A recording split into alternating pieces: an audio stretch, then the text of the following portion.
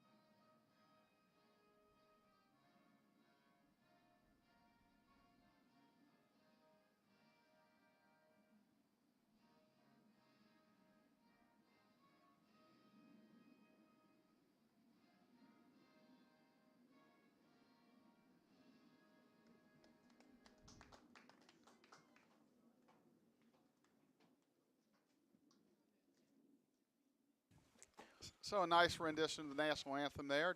Isaacs will start the game. We're probably looking at a bullpen type of game, or I was actually going to talk about that. I don't think it's a true bullpen game. I think the idea is for Isaacs to go 2 or 3 50, 55 pitches, so it's Okay. not a traditional 1-2 inning guy here. Right. They hope he gets through, I think, 3 or 4.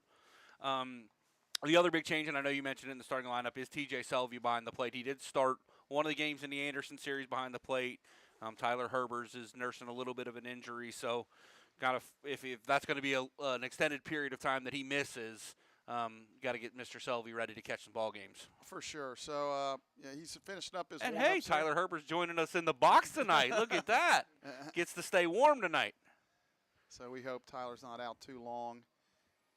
As the lights come on here at Midland Field, been an overcast day. Actually, Probably don't need them yet. It's actually but clearing up as the lights come on. It's it kind of is. weird. It is, and we'll keep you updated on the softball game. Last check was 11-2, and it's now 13-4 in the bottom of the fourth. So, with no lights up there, we were kind of talking off air. Hope like heck they can get a run rule because, boy, you don't want to get in a tight game in game number 2 and then only be able to get like 5 in, and it would be a game. So. And softball's chasing so many games right now as it is. They're not Abs- going to go back to Bluffton to play one. No, for So- sure, or to finish a game. So, anyway, hopefully they can get that 10-run rule and get into game number 2 and do the same type of damage. So leading it off will be Andrew Billington, the center fielder for Bluffton.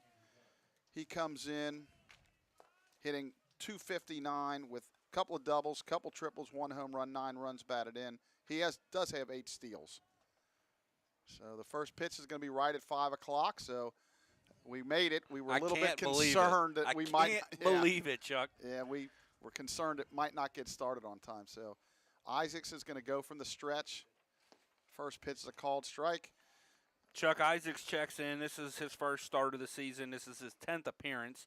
2-2 record with a 4.4 ERA and 14 1/3. He struck out 17, allowed 18 hits and 7 earned runs. Opponents hitting just .316 as he misses with the second pitch of the ball game. Yeah, calling the balls and strikes is Tom Van Wert, and on the bases is Jason Reed. Stretch again. He throws out of the stretch. Pitch swung on a miss. Good fastball in on him. Throws it from the right, the first base side of the rubber here. Yeah, good pitch there but for Mr. Isaacs to tie him up and in. Outfield straight away, infield deep all the way around, especially with 2 strikes.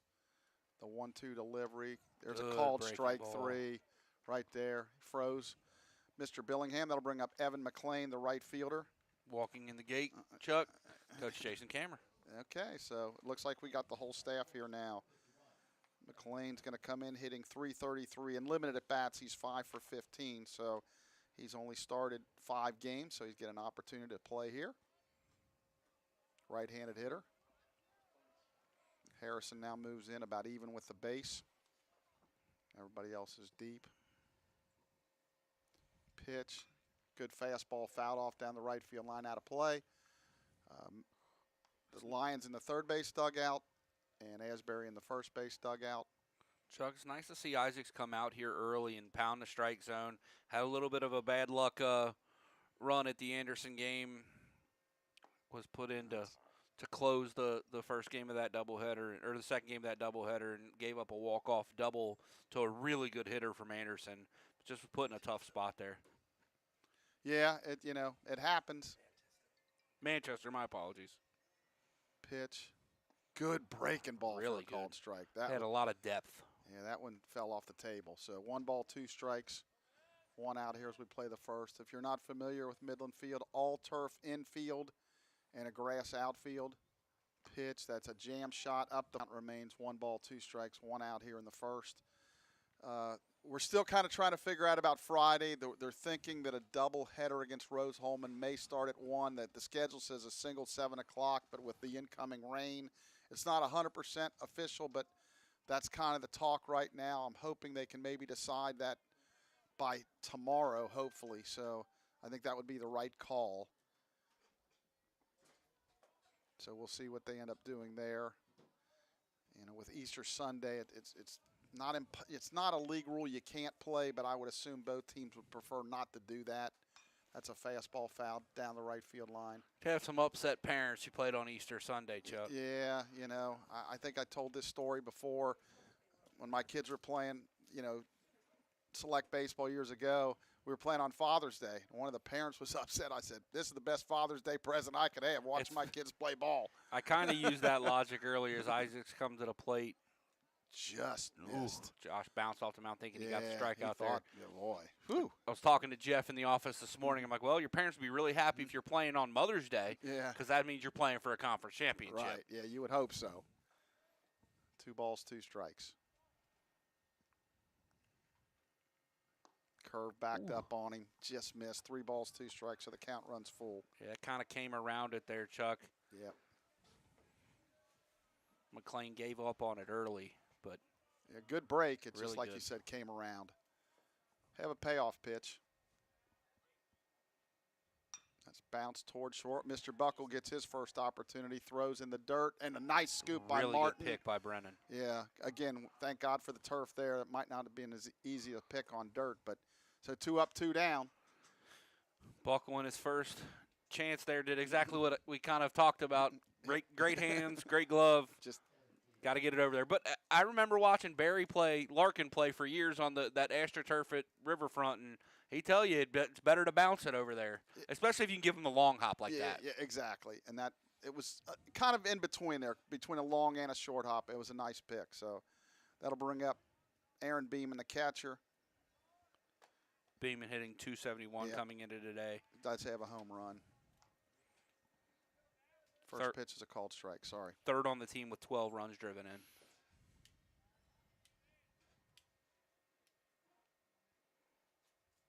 Delivery, that's a line. Over the head of Buckle into left center field for a base hit. Over to cut it off is Harley. He'll get it back in quickly. So a 2-out single by Asbury will keep the inning going for the number 4 hole hitter, Cam Weaver, the shortstop. Weaver hitting just 238 on the year. He also has a home run, 11 runs driven in. Yeah, as a team, they're hitting 245, so they just haven't really hit the ball, all season and on a consistent basis. Stretch, pitch, good breaking ball, but it stays down. 1 ball, no strikes.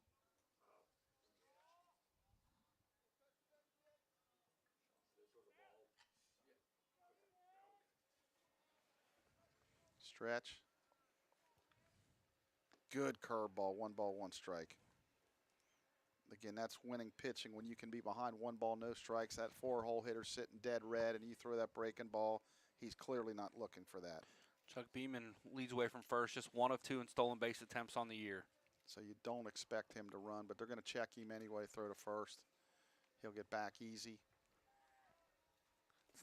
It's not a big lead for Beeman over there, but it kind of looks aggressive.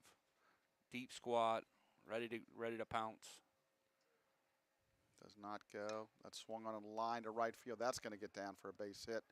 Sanders will come up with it. A wide turn there at second. Better get back, and he does. So after retiring the first 2 back-to-back 2-out singles, That'll bring up the 5-hole hitter, the first baseman, Austin Ackridge.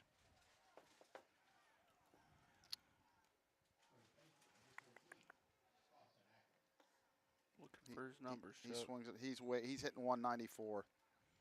He's got 7 hits and 36 at bats. This is only his 11th start of the season, so not an everyday guy for the Asbury Eagles. Well, coach probably trying to, try some different things to try to get this team jump started.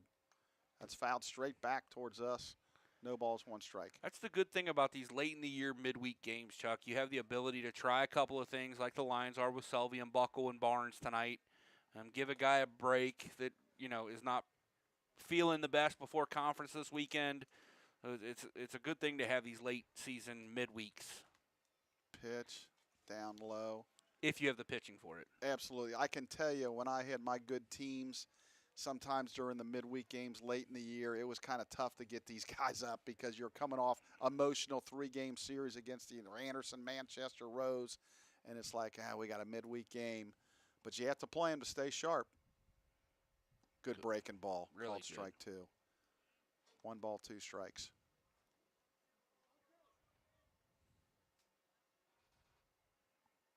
If you're a senior, you're kind of counting the games down. You're like going backwards, like, man, we might only have so many left. So Lions do have 9 seniors on this ball club.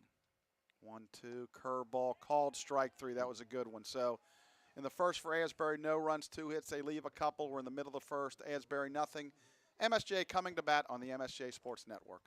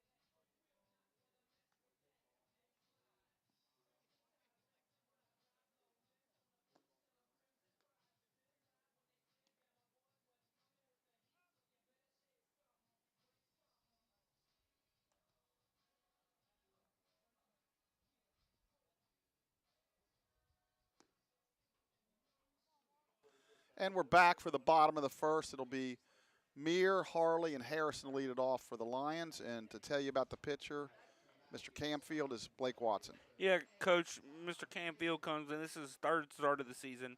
10th appearance, has an 8.10 ERA and 13 1/3 has allowed 22 hits, 16 runs, 12 of those earned, 6 walks, 9 strikeouts. Opponents hitting .386 coming into today. So it seems like a pretty favorable matchup for the Lions. Anton Meir steps in. Anton having a tremendous year, hitting .368.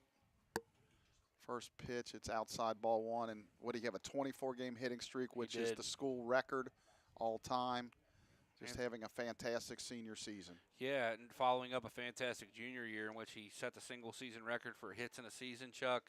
Yeah, he's been these last 2 years. And we talked, his freshman year kind of struggled. Sophomore year's coming around. These last 2 years have been fantastic.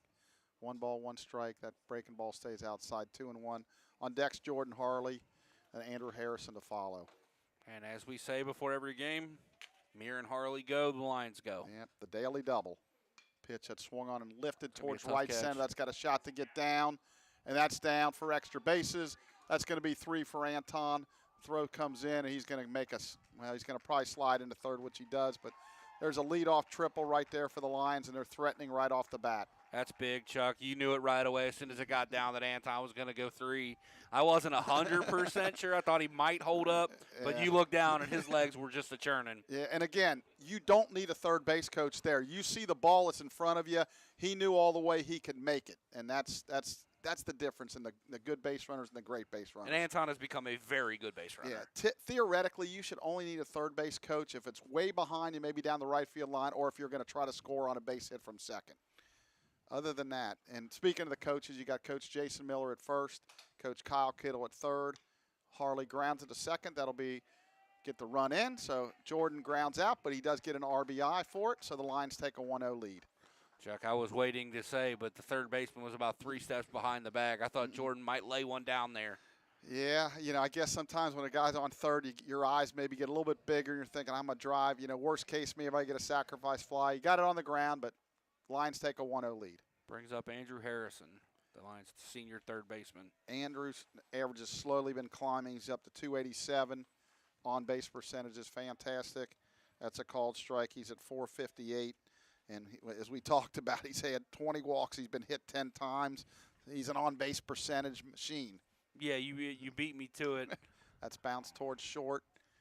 Up with it. Throw across in the dirt. Nice pick by the first baseman, Ackridge. So Weaver's throw was he kind of dropped down sidearm, and the ball sunk on him, but a nice pick at first. It almost popped out of Ackridge's glove over there. He actually kind of snow-coned it, but he secures it long enough for the out and brings up reigning player of the week, Jake Sanders. Stopped on the way in. It just came out today. I knew yesterday, but Jake, for the first time in his career, has been player of the week. He's had a couple weeks this year that could have earned it, but that's his first one, and he definitely deserved it. Yeah, he's hitting 440, 7 doubles, 2 triples, 5 homers, a team-leading 32 runs batted in. Just, again, fantastic season so far. That's ball 2 outside, 2 balls, no strikes. And, in the last probably 15 to 20 at-bats, I can only remember 1 or 2 at-bats that just weren't very good. The rest have been quality. For the week, Jake was 11 for 23, hitting 478 with a double, 3 home runs, 7 runs scored, 2 walks, and 11 driven in 5 games. Yeah, pretty good week. 3 balls, no strikes. Heck, that's a career for some guys. There's a called strike. 3 balls, 1 strike. Good leave there. It was a pitch you could definitely hammer, but 3-0 early in the game. Yeah, he's probably going to get the same pitch here. Let's see if he challenges him. 3-1. No, curveball outside, so he'll take the 2-out walk. That'll bring up Brennan Martin. Yeah, Brennan had an outstanding week, too. He comes in hitting 360. He's got 6 homers and 29 RBIs on the year. So another outstanding season so far by the junior first baseman from Cincinnati Elder. Yeah, leading the team with 5 home runs, just behind Jake with 29 runs driven in, and the second best slugging percentage on the team at 620. And we talked about this today in the office. He's seeing it pretty well right now. That's bounced to the mound. Of course. Nice play by the pitcher. I jinxed Canfield will throw him out. But I say he's seeing it well, and he rolls one over at the pitcher. So the Lions do get on the board. 1 run, 1 hit, no errors, 1 left. We're through 1 complete. 1-0 Lions on the MSJ Sports Network.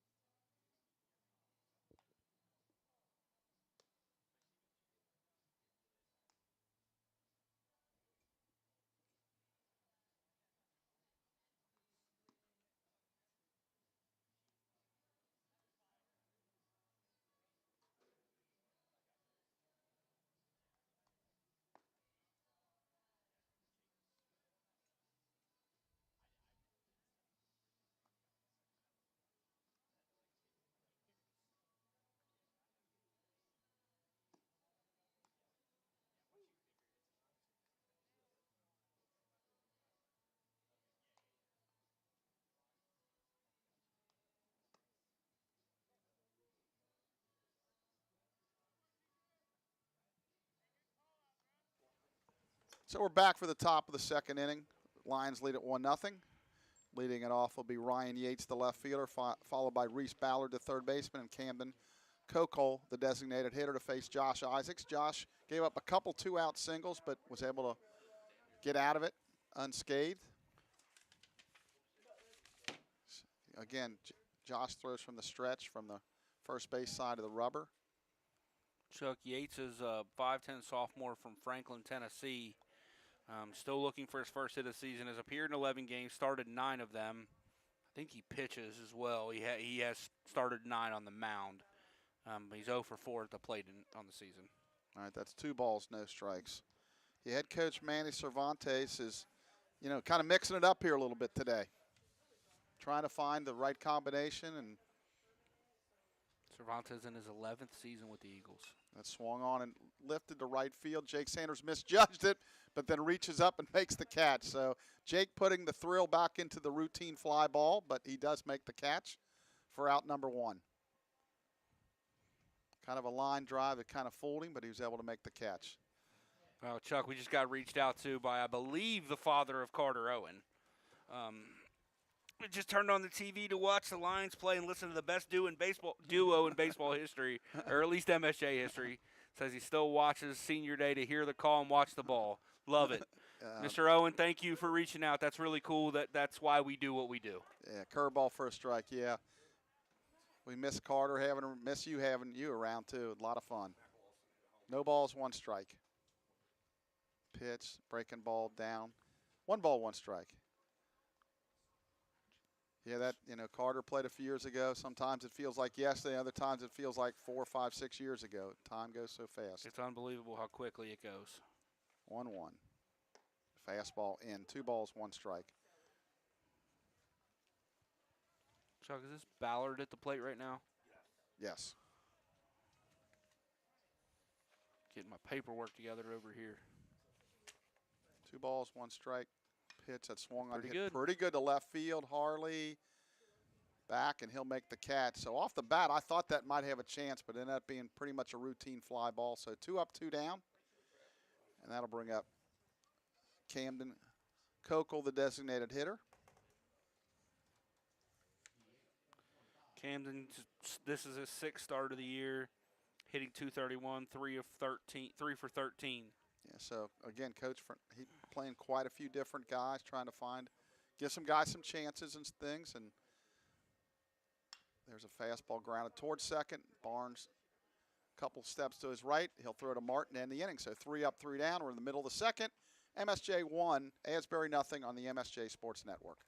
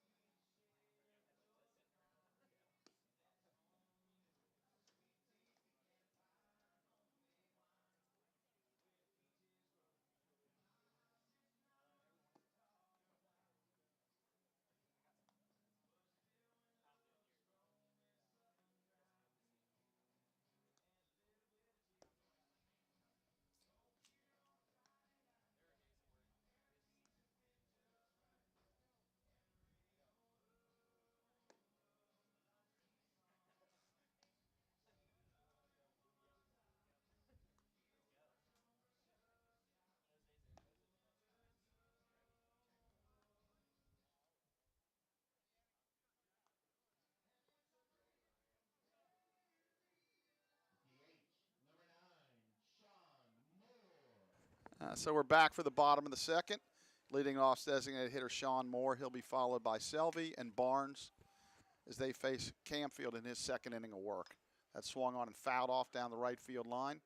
Chuck Moore has definitely solidified that DH role for the Lions. It was one they were not 100% sure who was going to be the DH coming into the year, but Sean now hitting 366. I mean, I'm pretty sure he's won that job. Yeah, I believe so. Is it me or the light pole in right center? Is there only a couple lights working? There or are is only it just, 2 lights from my angle that look like Yeah. they're on. So that swung on and lifted towards center. The center fielder, Billingham, a couple steps to my right, his left, makes the catch for out number 1. Chuck's not trying to put anything negative in the ether. This feels a little bit like that Wilmington game a week or so ago where the matchup definitely favors the Lions, especially with who the team is pitching against you. The numbers dictate anyway.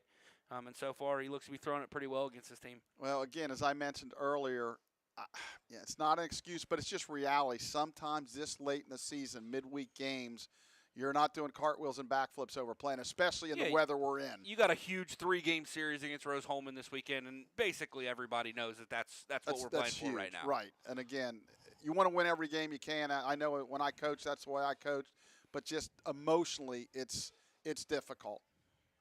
Not an excuse, it's just reality. The 1-1 pitch, that's low and away. 2 balls, 1 strike. Got T.J. Selvey up there now making his 3rd start of the season, Chuck, behind the plate. I think he actually DH'd 1 game. That swung on and bounced to third. Nice strong throw over to first as Ballard throws to Ackridge for out number 2. Yeah, good job by Ballard there to dictate where he catches it. I love when I teach young infielders. You always hear like charge the ball out of parents in the stands, and that's just not the way infield's supposed to be played. You're supposed to dictate where you go catch it. Yeah, if it's chopped, obviously you got to come get it. If it's hit hard, and you can back up and you got enough arm to make the throw. It's the right play to catch it on the hop. You want to catch it. So Jack Barnes will step in, and again, a rare start for Jack. I think this might be his first start of the year, Chuck. Yep, he's appeared in 2 games. He's 1 for 3, so his first start. Jack was a guy that was injured most of last year. A guy that they think can swing it for sure. It's a matter of finding playing time in what position. Jack's from Rushville, Indiana. 1 ball, 2 strikes.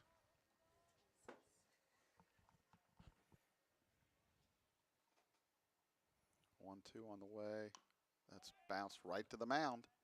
Not a lot of hard contact so far for the Lions, other than after Mason's triple or Mears triple. 3 up, 3 down. We're through 2 complete here at Midland.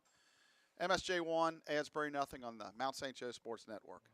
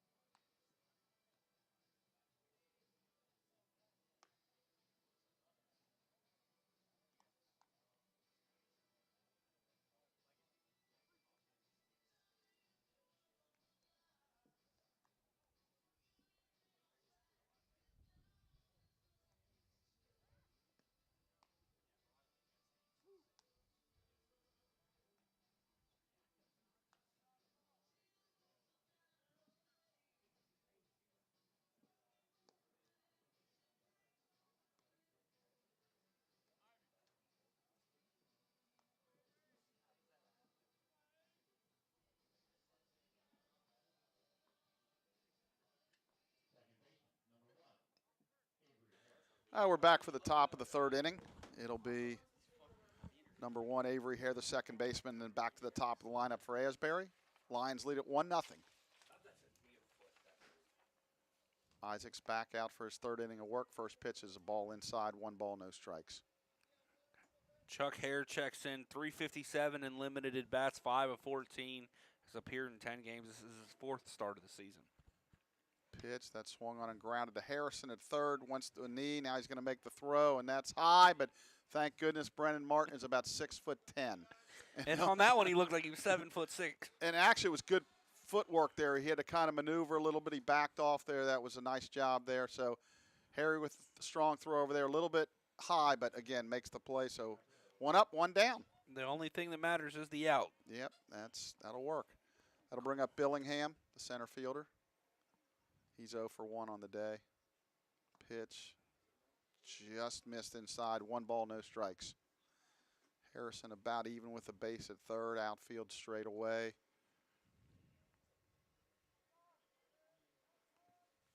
One 0 on the way. Curve stays outside. 2 balls, no strikes.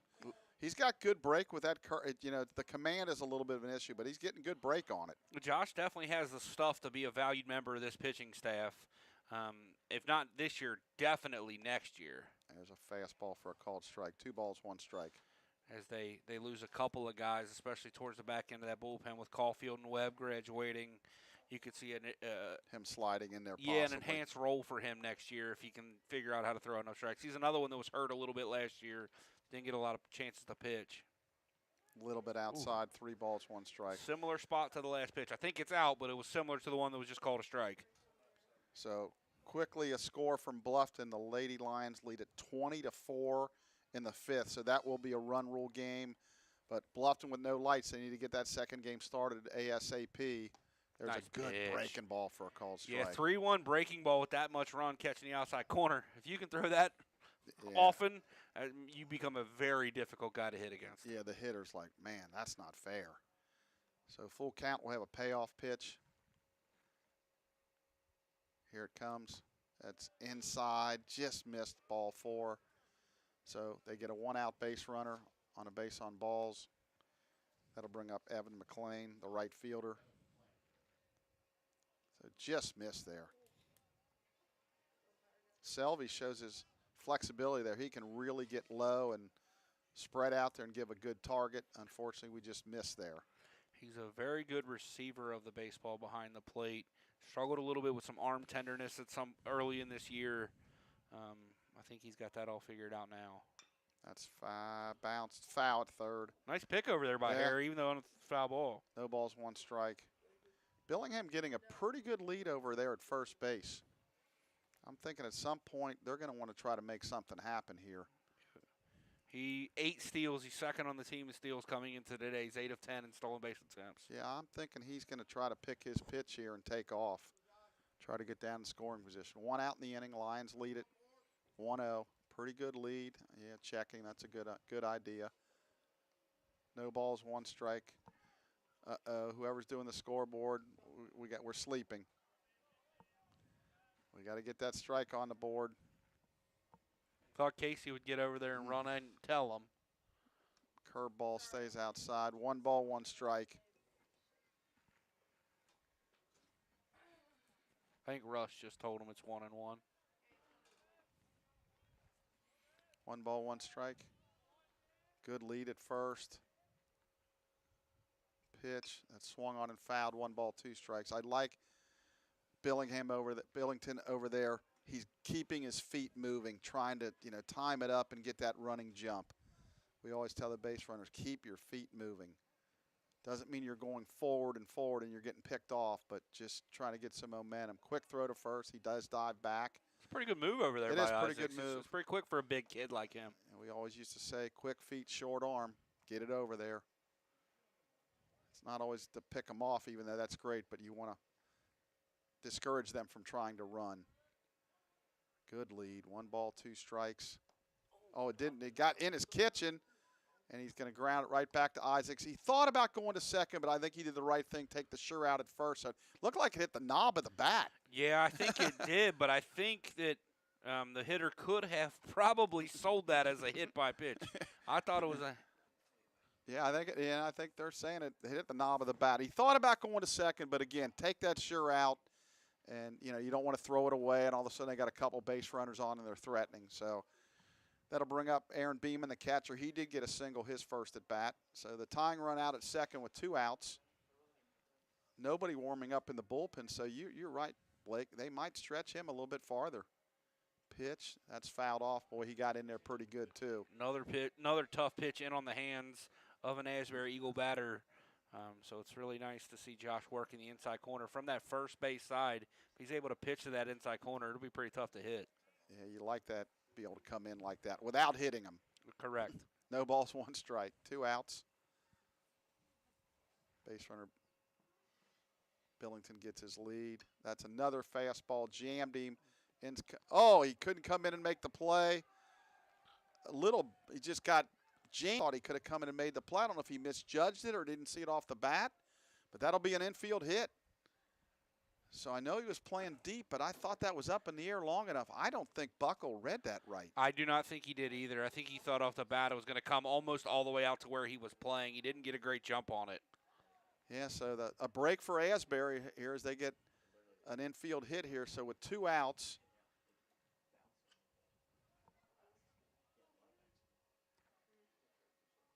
he'll check the runner, and we got to tell our scorer that doing the board there that it's no balls, no strikes here. We haven't cleared that 1 strike yet. Stretch.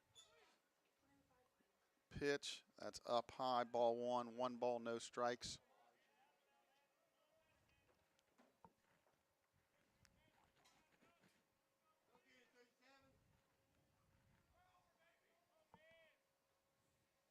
Stretch. Runner goes. Pitch is up and in, and no chance for TJ Selvey. That'll be a stolen base. So there's 2 runners in scoring position now. 2 balls, 1 strike. And Asbury, with a hit of any distance here, can take the lead. Yeah, it's not a great pitch to throw on, and I'm kind of surprised the Lions don't have anybody loosening over there. As it, looks like Isaac's just struggling to find the zone all of a sudden. There's a breaking ball. 3 balls, 1 strike. On deck is Austin Ackridge, the first baseman. So Cam Weaver is batting 4th today, but I don't know that he's typically a 4-hole hitter. Did get a base hit the first time up. So He hit it in front of Sanders, right? He did. Pitch. There's a called strike. 3 balls, 1 strike. So he'll be ready to hit here. We'll see if Josh comes right after him. He throws that 3-1 breaking ball. Looks in. He's got his sign. Short lead at second. Pitch. He came in there. Fouled it off, so it's full count. We'll have a payoff pitch. Again, does have a base open. I'm with you, Blake. A little surprised that, again, it's not like the Lions don't have enough pitching. They clearly have enough guys. And, again, maybe the plan is, unless it just totally falls apart, for him to go 4 or 5. So 3 balls, 2 strikes, 2 outs. Up to 43 pitches now coming into this at-bat, so. That's bounced up the middle. Buckle. Have to get rid of it. Yeah, throws to first, the retire the sides. Nice play there by Austin. So Asbury leaves a couple on. We're in the middle of the 3rd. Mount St. Joe 1, Asbury nothing on the MSJ Sports Network.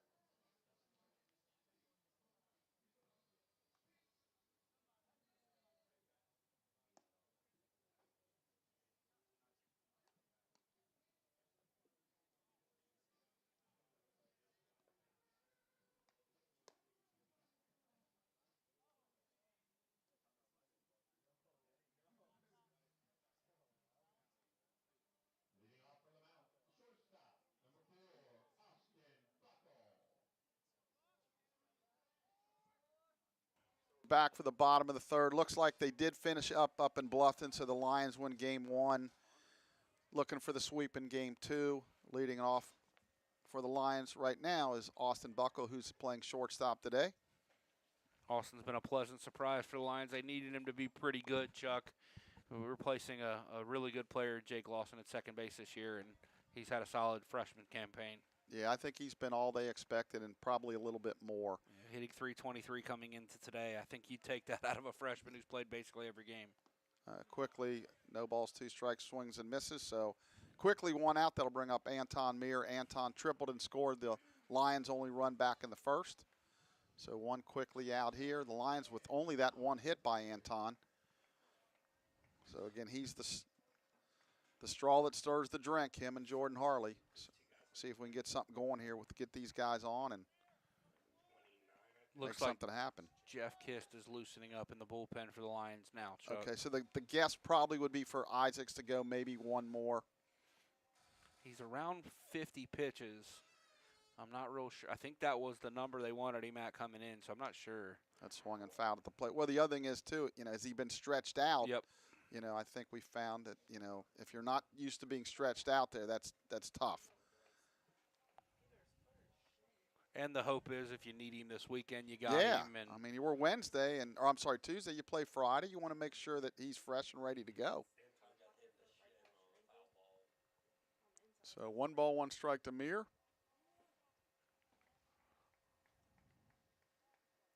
Canfield is keeping these Lions hitters off balance so far, Chuck.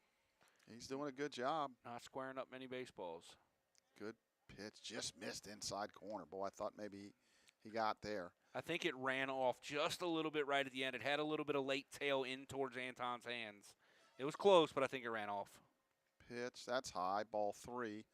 Ballard, the third baseman, a little deep here, so Anton kind of taking a look here. Now it is 3 balls, 1 strike, but he could bunt for a hit here if he chose to. He did look like he was going to square on the first pitch of the at-bat.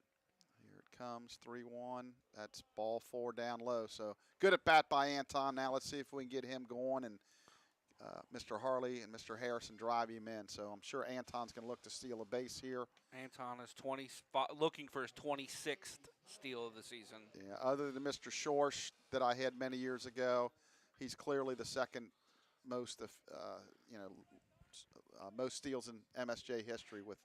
He's got to be in the 60s by now, I would think. It's crazy to think of. You talk about Mark that way, and I knew him a little when he was a little older in life as a slow pitch softball player who caught and just hit like he hammered softballs. I would have never guessed, knowing him, in his 30s, Right. that he was a big time speed guy growing up. Yeah, he was pretty good. Pitch, that's ball in the dirt. Anton started to make a move, but nice block there by the catcher, Beeman. Good read from Anton, too. He got the good break, but when he saw the ball in front of Beeman, he stopped. Good base running out there by Anton. I never had to give Schorsch a sign. He was always on his own. It was a pleasure to coach him, that's for sure. Made me look better. Long pause, throws. It's amazing when you have good players how good of a coach you are. It's just incredible. I told when you don't have good players, you're just a terrible manager. I told you I had that argument with my buddy the other day about Terry Francona and the Reds. He was talking about Tito messing up a game. I'm like, how many innings did he throw? How many at-bats did he have? None. It's the players. Yeah, you got to have It's all players. about the Jimmies and the Joes. Yeah. You can make a move Well, the front here or office there. is who brings in the players, Gavin. 1-0. Anton bluffs going. Called strike to Harley. Jordan trying to give him a pitch or two to steal on, but at some point, he's going to have to hack away. Yeah, Jordan it was almost looked like he had the take sign there. Bat never left his shoulder. I think Anton's going here. He's trying to get that running jump. He's trying to maybe lull him to sleep just a little bit here. Coach Miller with the stopwatch down there. Oh, yeah, I missed Coach Keefe up here. We Yeah. had the stopwatch on Sunday. We had the velo. There he goes. Anton. Pitch is low and away. Throw to second. They got a chance to get him. He slides backside, but they still got him. Really nice throw there. He didn't get a great jump, but a really good throw there by the catcher, Beeman. So 2 out now in the inning. Yeah, it's tough. You like the aggressiveness, but you kind of have the opportunity to run yourself out of an inning here, too. 1 ball, 2 strikes. Ooh, I thought that was well outside. Yep, we need to get that changed in there. 1 ball, 2 strikes. pitch that swung on and blooped into center field. That'll fall for a base hit. That's a Jordan Harley specialty. So 2 outs. That might discourage the Lions from running a little bit here with the throw. And, you know, he's pretty quick to the plate. But, again, Anton did not get a good jump there. He did not, and that's the bad part. With as good as Harley swings it, you'd be sitting first and third with 1 out and your 3-hole up. You don't want to tell Anton not to run because that's a big part of his game. But, man, it'd be nice to be sitting here with first and third. Andrew steps in. That swung on and driven towards right center field. Nope. Nope. The right fielder. McLean over to make the catch to end the inning. So the Lions do not score. We're through 3 complete, leading 1-0 on the MSJ Sports Network.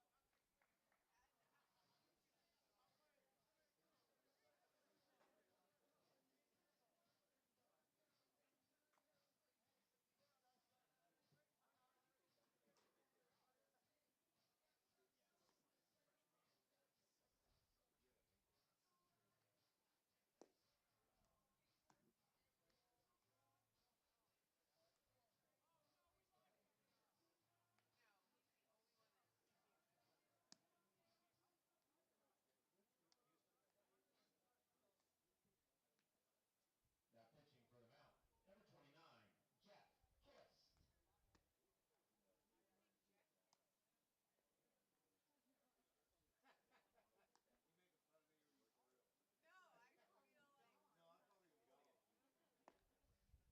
mound, number 29,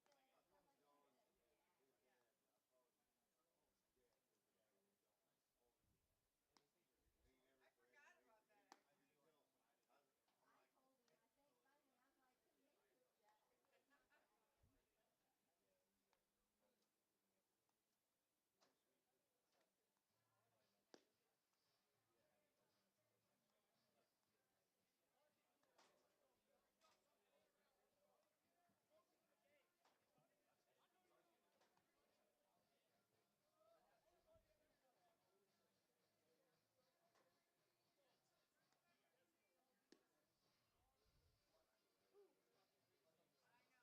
Kiss. And we're back for the top of the 4th inning. There's a new Lion pitcher, and back with the play-by-play. And tell you about that new pitcher is Blake Watson. Yeah, Chuck, it's a 6'4" right-hander from Okiana, Ohio, went to Ross High School. Sophomore Jeff Kiss.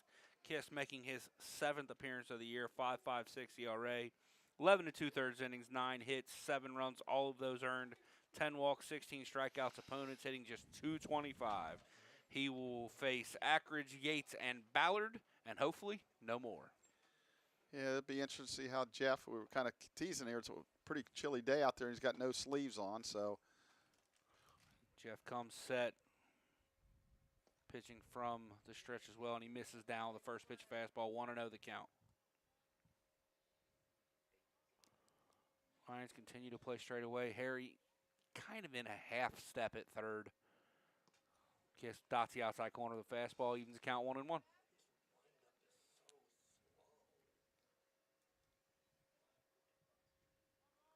Kiss has what he wants, rocks and delivers. Overhand breaking ball. That also catches the outside corner. Mr. Ackridge did not agree. Good slider there from Kiss. Yeah, that was a good one. Really good late bite. Tight, too. Kiss comes set. 1-2 the count now. Fastball in, fouls it off at the plate. Ackridge, the first baseman for Asbury today. Kind of having to walk that off a little bit. Yeah, I think he got his toe and then came up and hit him in the hip. He does have a little leg protector on there, too, but still got him.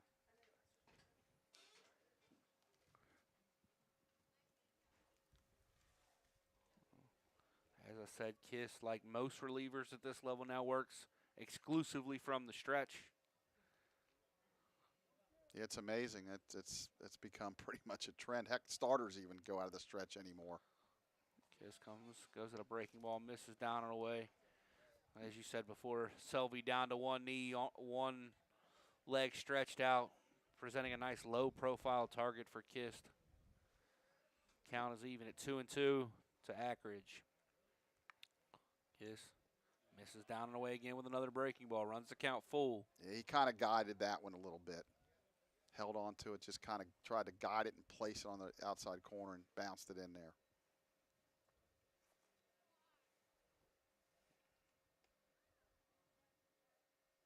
Fastball fouled away at the plate.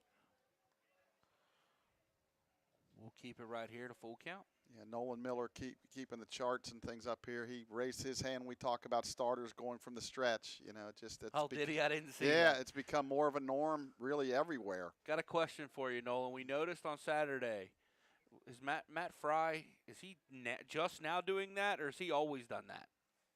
Okay. Just flip-flops. Ball hit at Buckle at short. Buckle comes through it cleanly. Over to Martin for the first out of the inning. Nice play for Austin. Yeah, kind of. It didn't take a bad hop, but he kind of got it in between a little bit there. And a nice pick and throw to first base. So that'll bring up the left fielder, Ryan Yates.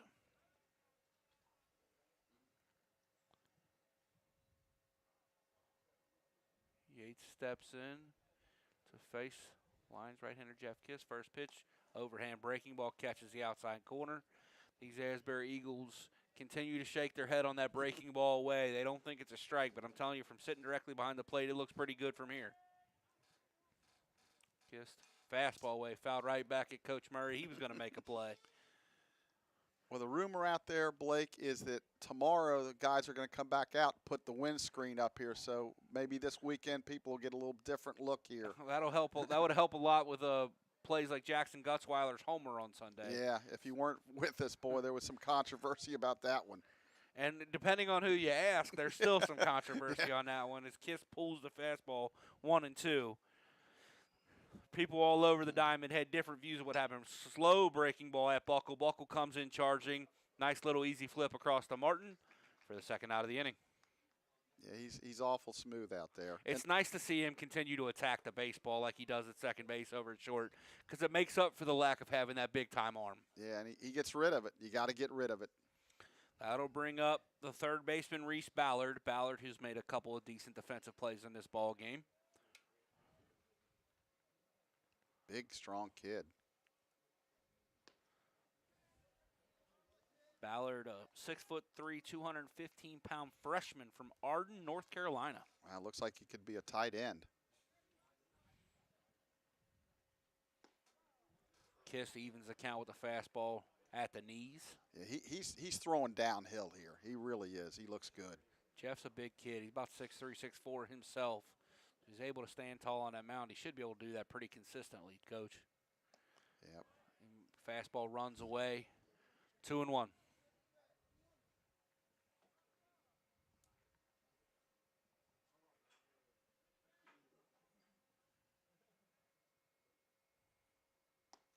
Dots the outside corner to even the count 2-2. You know, we talked about, this potentially getting up the windscreen. Ladies and gentlemen, this weekend is the Lions' last homestand of the year. They got 3 games, and then they're on the road the rest of the year, and hopefully the conference tournament, and maybe even the NCAAs. But to end this early, wow.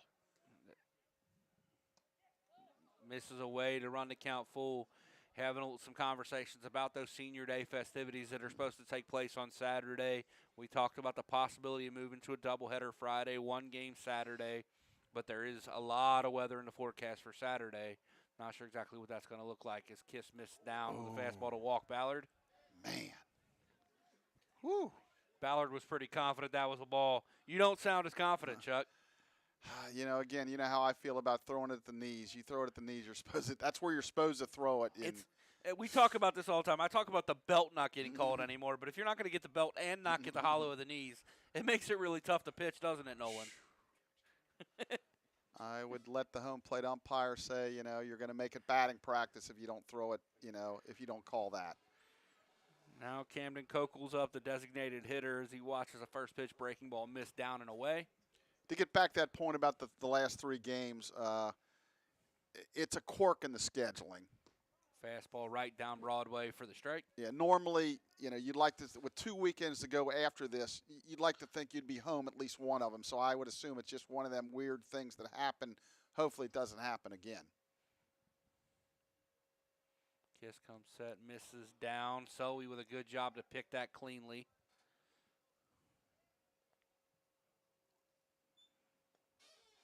Two and one to count now on the Asbury designated hitter. Kiss comes set, long hold there. Ball ripped through the 6-hole into left field. Jordan Harley will come up clean with it and get it in relatively quickly to hold Reese Ballard at second. But Asbury is threatening again, Chuck. I really like what Jordan did there. It's rough in the outfield. There's no way he's going to go first or third there. So he got down on one knee, made sure it didn't get by him, because if you come in and try to field it off 1 foot, it might bounce by you and go all the way to the fence. So, again, it's not going to show up in the box score or the scorebook, but nice job there by Jordan. Kiss with a first pitch fastball to Avery Hare, the second baseman. So Asbury, we've talked about this throughout the year, where they score or not, they've kind of accomplished. They're going to flip the lineup here. And if they score, that's even better. Kiss fastball up and away. Oh, boy. Selby kind of threw it back, bounced it. And good to see Mr. Buckle charging on that as soon as he saw the errant throw. Kiss did a good job knocking it down, but Buckle was there just in case it got by. You're supposed to pinch every pitch. At least I used to preach that. Good pitch. Right three outside corner. Kiss retires the side. We head to the bottom of the fourth. 1-0 Lions here on the MSJ Sports Network.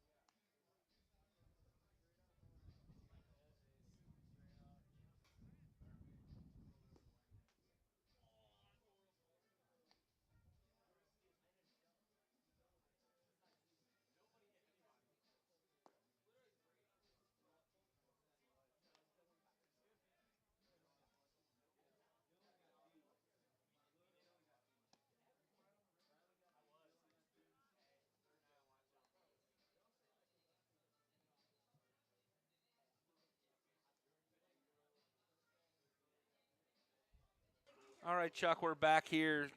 Jake Sanders will lead it off here in the bottom of the fourth.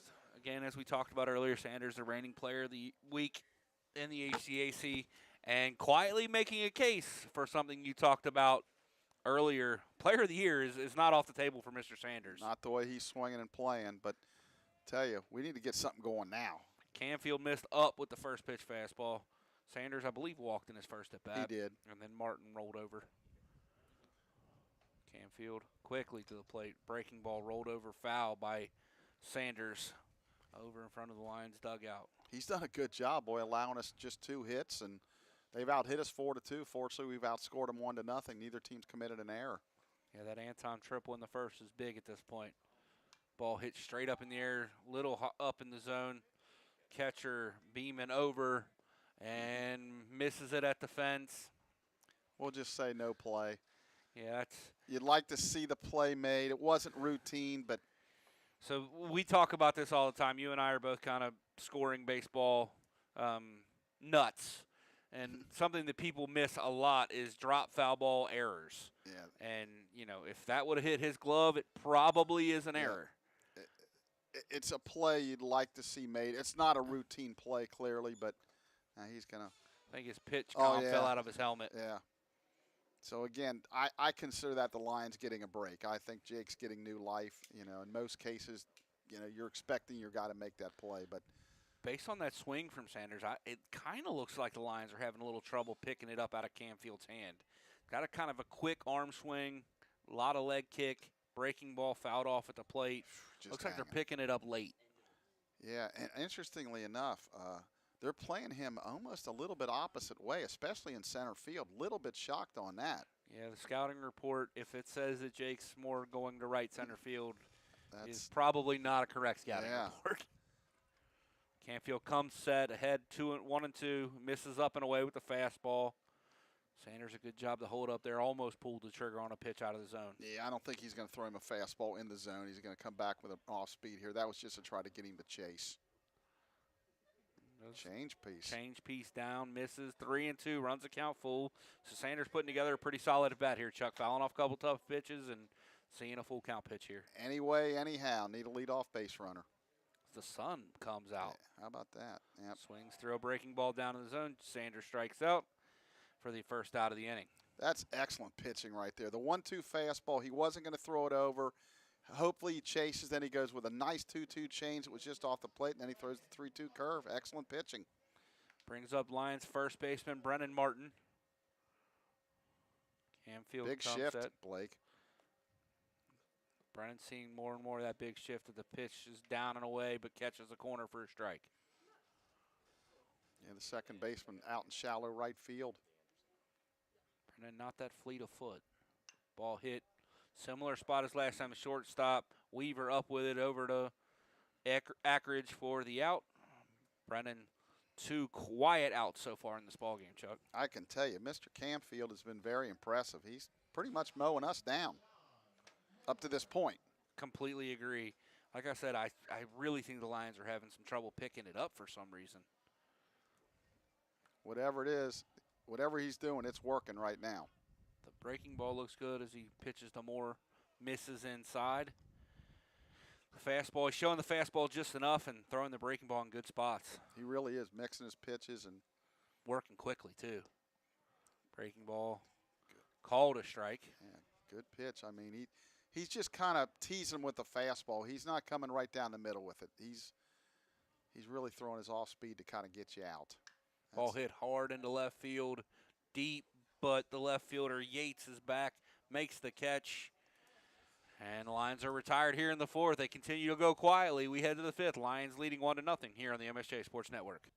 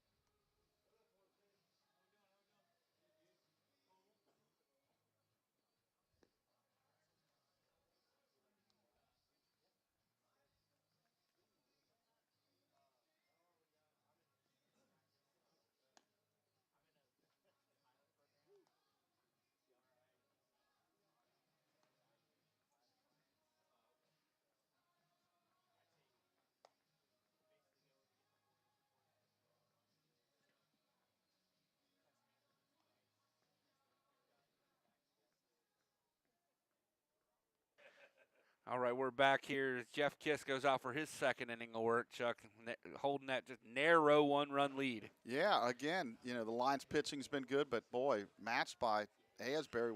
We do have the 1 run based on that triple by Anton and the ground out by Jordan. But boy, I didn't expect, with the numbers that you show. And again, Yeah. that's baseball. The kid's got some confidence now, and He's working very quickly.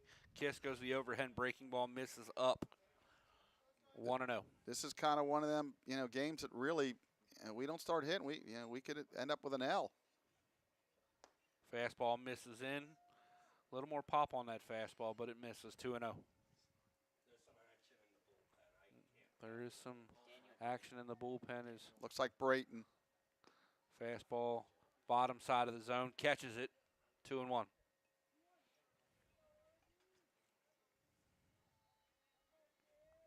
Expect to see a couple other arms for the Lions tonight. Fastball hit back through the box, past the outstretched arm of Buckland into center field for the 5th hit of the game for Asbury. Big turn by Billington. Again, a really good decision by Anton. Went down to a knee. There's no reason to try to get any more fancy than that. Make sure it doesn't take a bad hop, and he's able to go to second base. So nice job there. That'll bring up the right fielder, McLean. Billington And we'll see if they bunt here. Or, continues to get a big lead. well, And there's he your is answer. squaring to bunt. He Runner goes, goes. and steals. Selvey. Would have had a was shot. It looks like he didn't have a good grip on that ball Yeah. as he released it to second base. Yeah, so they get a stolen base or they get the tying run and scoring position. They had a chance with a good throw to get him, but just again, like you said, almost like he didn't have a good grip. Kind of looked like a grenade toss. Yeah, that should have been a strike, right? I am not sure what they called it. Yeah. Kissed. Misses down, so runs a count.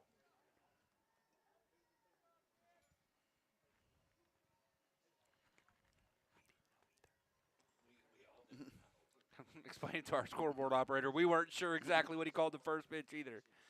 But Billington leads away from second with nobody out. McLean looking to move him over to third or drive him in. Ball hit foul. Now Kissed ahead 1-2.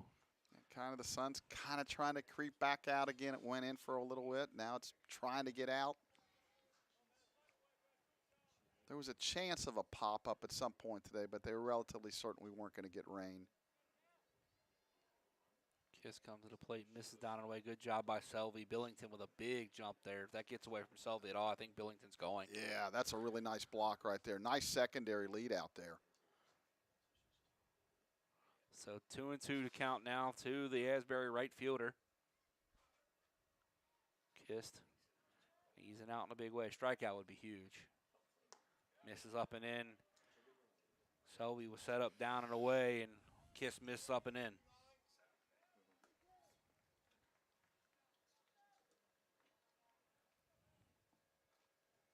So count runs full. Billington jockeying away from second base. Kissed. Gets it in. McLean rolls it off of his foot. He calls it a fair ball. Throw it across. Harry gets the out. Yeah. I don't know what now they're gonna talk about it. I'm not real sure. I don't see how you can turn this over.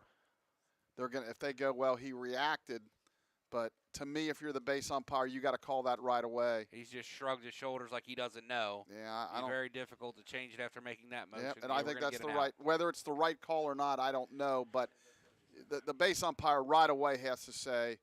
Here comes Coach Cervantes out to talk about it And too. the hitter's not really upset. So again, I can't say for certainty, but I think you got to call it that way. Yeah, I completely agree. If you don't see it for sure, you can't really change it. I mean, if you're the base umpire, you got to come running in right away saying it hit him, and he didn't. So Yeah, you theoretically would stop the play, right? exactly. And Harry reacted well to kind of give Billington a look at second and throw it across to make sure Billington didn't advance on the throw. Quickly, Blake, the Lions with a 3 spot in the top of the first. They lead at 3-0, still batting. So that's a good sign. Just as long as they don't run out of daylight. Softball looking to move to 6-0 in HCAC play, setting up a big weekend doubleheader, hopefully, depending on weather with Transylvania. Kiss dots the outside corner with the fastball. Gets ahead 0-1. Yeah, while it's about midway through the season, conference probably on the. For the past 5 or 6 years, the regular season championship has come down to that doubleheader. And really no reason to think any different. Good pitch. Bluff out at second by Billington as Kiss gets the breaking ball over for a strike. Way ahead 0-2. Another strikeout here would be huge for Kiss. Yeah, don't let that runner. Yeah, leave him at second. If you get him to get to third, it's way harder to score him. Kiss comes set here, 0-2, 1 out. Fastball hit at second base, past Barnes. We're going to have a tie ball game. Up with it is Sanders. He'll get it back in. Billington scores, so the RBI base hit for Beeman. And we're all knotted at 1. Well, Mr. Lawson's up here in the press box. He's going to be upset with that no ball, 2-strike hit. And it was a mistake. You're going to have some hits on no balls, 2 strikes, but you can't. That was center cut right there. And, you know, his credit, he hit it hard and just out of the outreach of Barnes at second, so they've tied it up. And they're still batting here in the 5th. Runner perfectly executed hit and run. Hit and run. It'll get Beeman all the way to third. Anton up with it. Gets it back in quickly. And they've tied it up at 1, and now they got first and third and 1 out. So the 7th hit for Asbury. So they're threatening to take the lead now with the runners on first and third and 1 out. Nice, and I wouldn't be surprised if they do the same thing. Run another hit and run here as Ackridge steps in. He shows bunt. He double hits, bunts it, and it's foul at the plate. So again, it's a nice call right there. Safety squeeze is really tough to stop if you bunt it towards first. Yeah, it's a double hit there. Yeah, for sure, it's the right call. No balls, 1 strike. It would have been nice for the Lions if it wasn't. You could have got to tag him out, throw him out at second.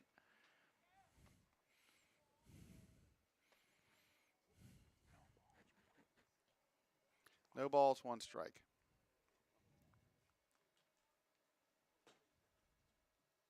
Was leaning a little bit. Yeah, at some point in this at bat, he's going to go. Yeah, again, I'm thinking at some point they're gonna take off again. Said Asbury threatening with runners at the corners here.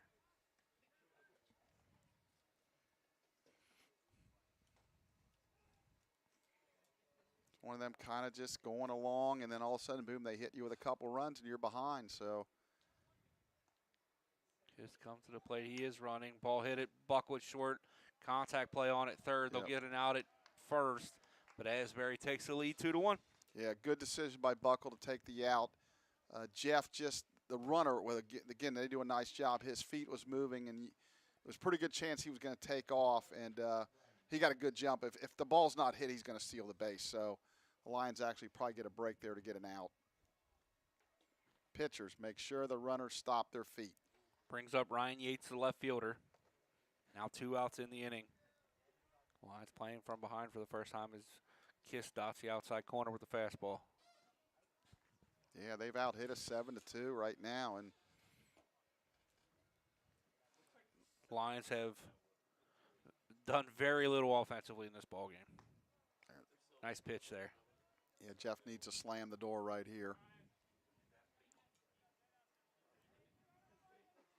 Jeff's done fairly well. Just made the 1 mistake on no balls, 2 strikes, so he's in the same situation again here. That was probably too much of the plate there too, Chuck. Yep, he was able to just foul it off. 0-2 stays the count on the left fielder Yates. Long hold here from Kiss. He better step off or he's going to get a pitch clock violation. Yep. And he does. Smart, very smart. Whether he didn't like the sign or couldn't get the sign quickly enough. And taking a while again, but he gets it now. Big lead at second base. Goes to the breaking ball. That's a better 0-2 pitch. Yeah, nice block there by Mr. Selvey. He's done a really good job behind the plate.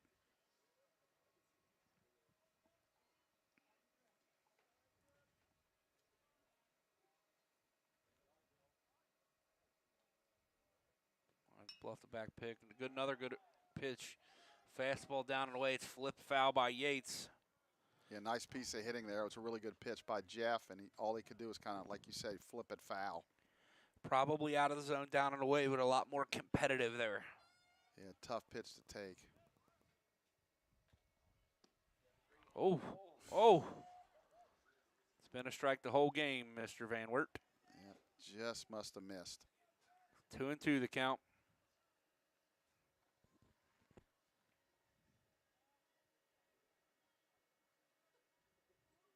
Kiss long look at second. Come to the plate. He's stealing. Breaking ball misses up and away. They thought they struck him out on a breaking ball, so they don't even attempt to throw down at third. And then he'll get a stolen base for that. So hopefully it's not going to hurt us here still on third with 2 outs. So shouldn't be a big deal here. And he walks him. Surprised Coach Doros hasn't come out of the Lions dugout yet to have a conversation with Jeff, as Asbury has sent quite a few batters to the plate here in this inning. Yeah, so now that it has become a big deal because of the walks, and now they got first and third with a lot of options here.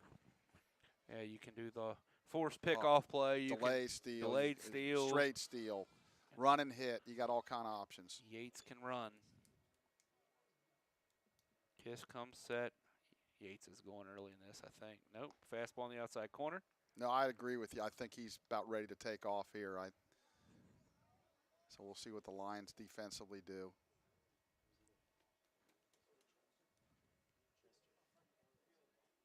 Leaning. Nope, didn't go. Fastball pulled. Evens the count 1-1.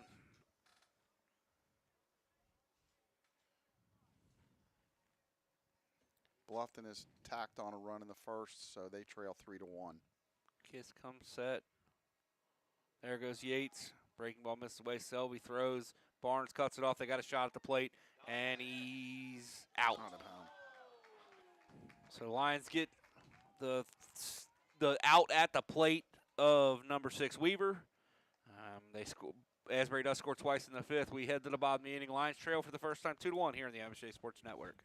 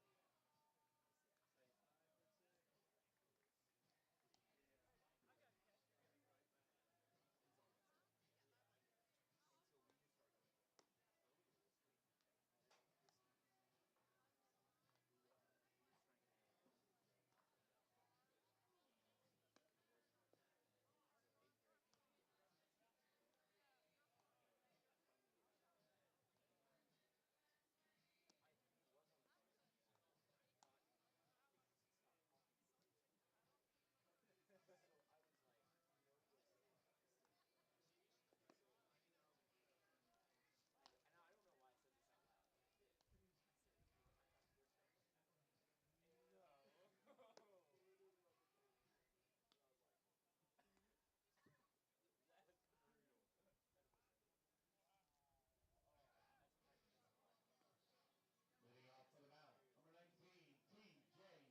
19, T.J. Selvey. All right, Chuck, so leading off the bottom of the 5th, trailing for the first time, T.J. Selvey for the Lions. Yeah, only 2 hits in the game so far. Time to get going. Good first pitch, breaking ball, right in the front door. Yeah, he's been really effective. That leg kick, it's a little funky, but it has been effective. That's hit hard into center. Should get down for a base hit. All right. And it is for TJ. Good hit for TJ Selvey there. So the Lions' 3rd hit of the game.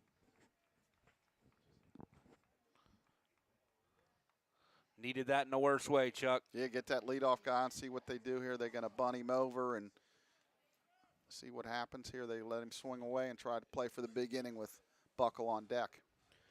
Jack Barnes steps in. Barnes getting the start at second base tonight. They pick over to first to Selvey. He slides back in very comfortably. Daniel Brayton continues to warm the Lions bullpen. You have to expect him to be out there in the top of the 6th. Canfield comes set, came close to balking. That's trouble. 6, steps on the bag, throws it across for the double play. And just like that, the Lions' third base hit of the game is erased. And Austin Buckle steps in with nobody on. And 2 outs in the inning. Off the end cap there, Chuck. Yep, just pretty much tailor-made right there. Yeah, Weaver fielded that about a step away from second base, and it's about as easy as a double play gets. Yeah, I don't think they could have drew it up any better.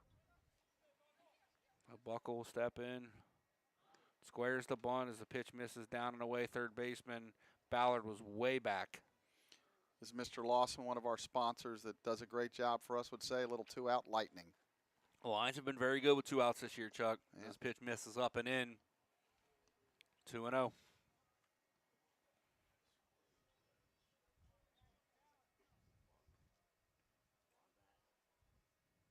Ball hit at the shortstop. Weaver up cleanly across to Ackridge, and once again the Lions go quietly.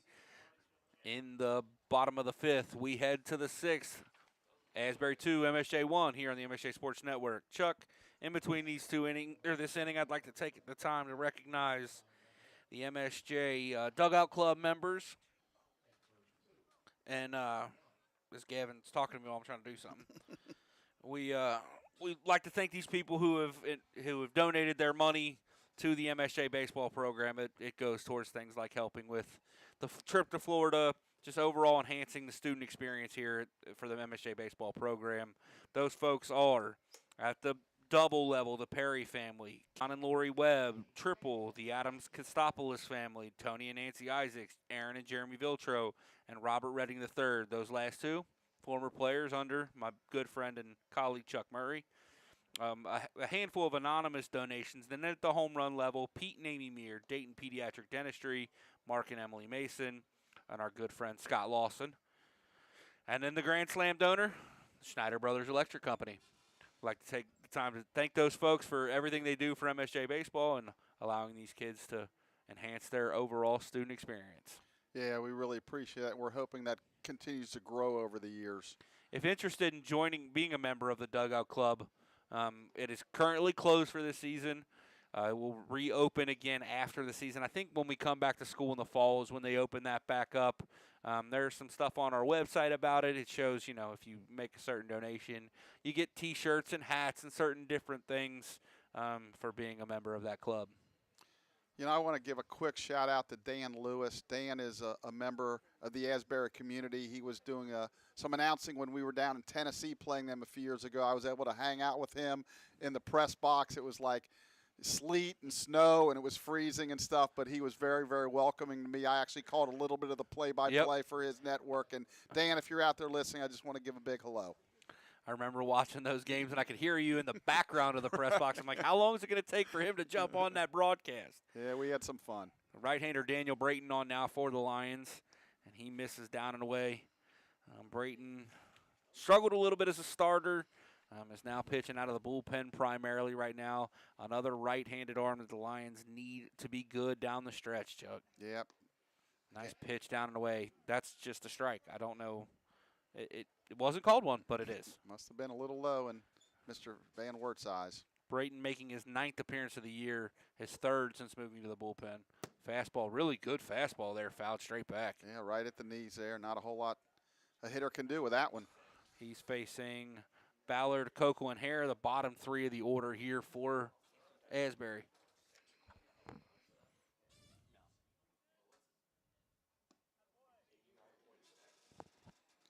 And the way Manny Cervantes, their head coach, has done things today, you really can't go by who's batting where in the order because he's really mixing it up. Yeah. Brayton, 3-1. Ball hit, foul. It's going to get out of play down the right field line, run the count full. And I think I've mentioned this every time we've been here, but there's a tremendous amount of foul territory here for the people down in Asbury watching. It is just huge. It's probably the biggest foul territory I can really remember seeing at the collegiate level. Brayton comes and dots the outside corner with a fastball. Yeah, he thought maybe it was an inch or two off. He may be right, but it's been called a strike for most of the game. Yeah, it was a really good pitch. good to see Brayton with a bounce back there. Gets the 3-1, comes back and strikes out Ballard, and now he'll face the designated hitter, Camden Kokel. Brayton comes to the plate. Nice breaking ball. It runs away. Kokel does a good job of holding up on that. They're going to check, but typically if you're going to get, you better check right away. If Before there's you hesitation, throw it, yeah. Before there's hesitation, then you're not going to get that. Fastball pulled down and away. Brayton, some good velocity coming out of the bullpen so far. Just got to throw more strikes. Yeah, 87-mile-an-hour fastball, Blake. He's a little getting it juiced up. Yeah, he is. Misses in. 3-0. Maybe even overthrowing just a touch. Yeah. I think he's, hey, I'm going to get out here and let it loose since I'm not starting a game, for an inning or two. I can let it fly. But you can tell he's throwing a little bit harder. Ooh. That's ball 4. Yeah, the kid thinks it's a strike, but he's like, okay, I'll take my base. Kokel thought that was a strike. I think everybody thought it was a strike except one guy. There was very similar to the pitch that Ballard just struck out on. Very similar.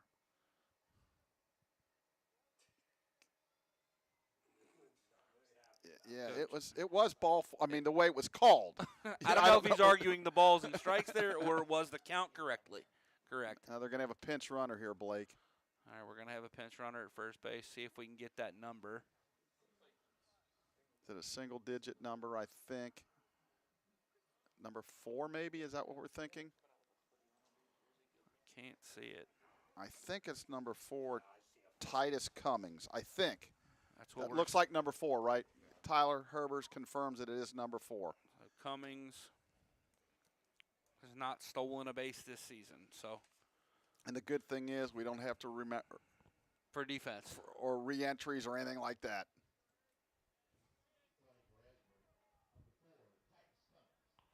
Brayton misses down and away with the fastball. Again, I continue to reiterate, I love the way their base runners keep their feet moving. They're well coached, very well coached team. Oh, he's picked. Quick. Yes, they got he him. is. 1-3 pickoff for you, scoring a homer right next to me if your name's Gavin Rupert. He's upset. He's throwing his hands in the air, thought he got back. But it looked for sure here that he was out, and the first base coach is not arguing. So yeah, he's kind of shaking like, I think he got you. It's a little bit embarrassing if you're a pinch runner to get picked off, but nice job by Daniel there. Quick feet, short arm. Brayton still struggling to find the zone, though. It's the 6th straight pitch out of the zone. And most of his misses are low and away. Just pulling it a little bit. Breaking ball misses down. Had good bite to it. Yeah, I think I'm throwing a 2-0 fastball there, trying to make sure he hits to get on. This is going to be should be right down Broadway here. Yep. Misses down and away. Again, that's most of his misses are coming down and away. Actually, he just pointed to the new hitter Billington and said, "Hey, that's 8 in a row." Did he really? Yeah, he did. He went 8 in a row, so he's in the game, and we'll see if he takes a pitch or not here. Leading away from first base is Hare. Brayton comes set, and there's a strike. Yeah. Good pitch at the belt. Yeah, and I think he was taking there. So, 8 in a row, you do have to take a strike.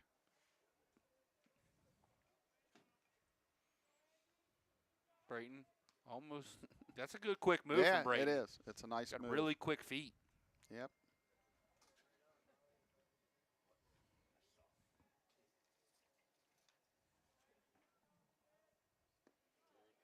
Nice pitch there from Daniel. 0-2 now. That's a good breaking ball right there. So now you can kind of be a surgeon here. Just try to hit a spot. Yeah, gives him a couple pitches to play with. When Brayton's in the zone, he's very good. A nice pitch, swung and missed by Billington. Brayton retires the side in the 6th. We head to the bottom of the inning. Lions trailing 2-1 here on the MSJ Sports Network.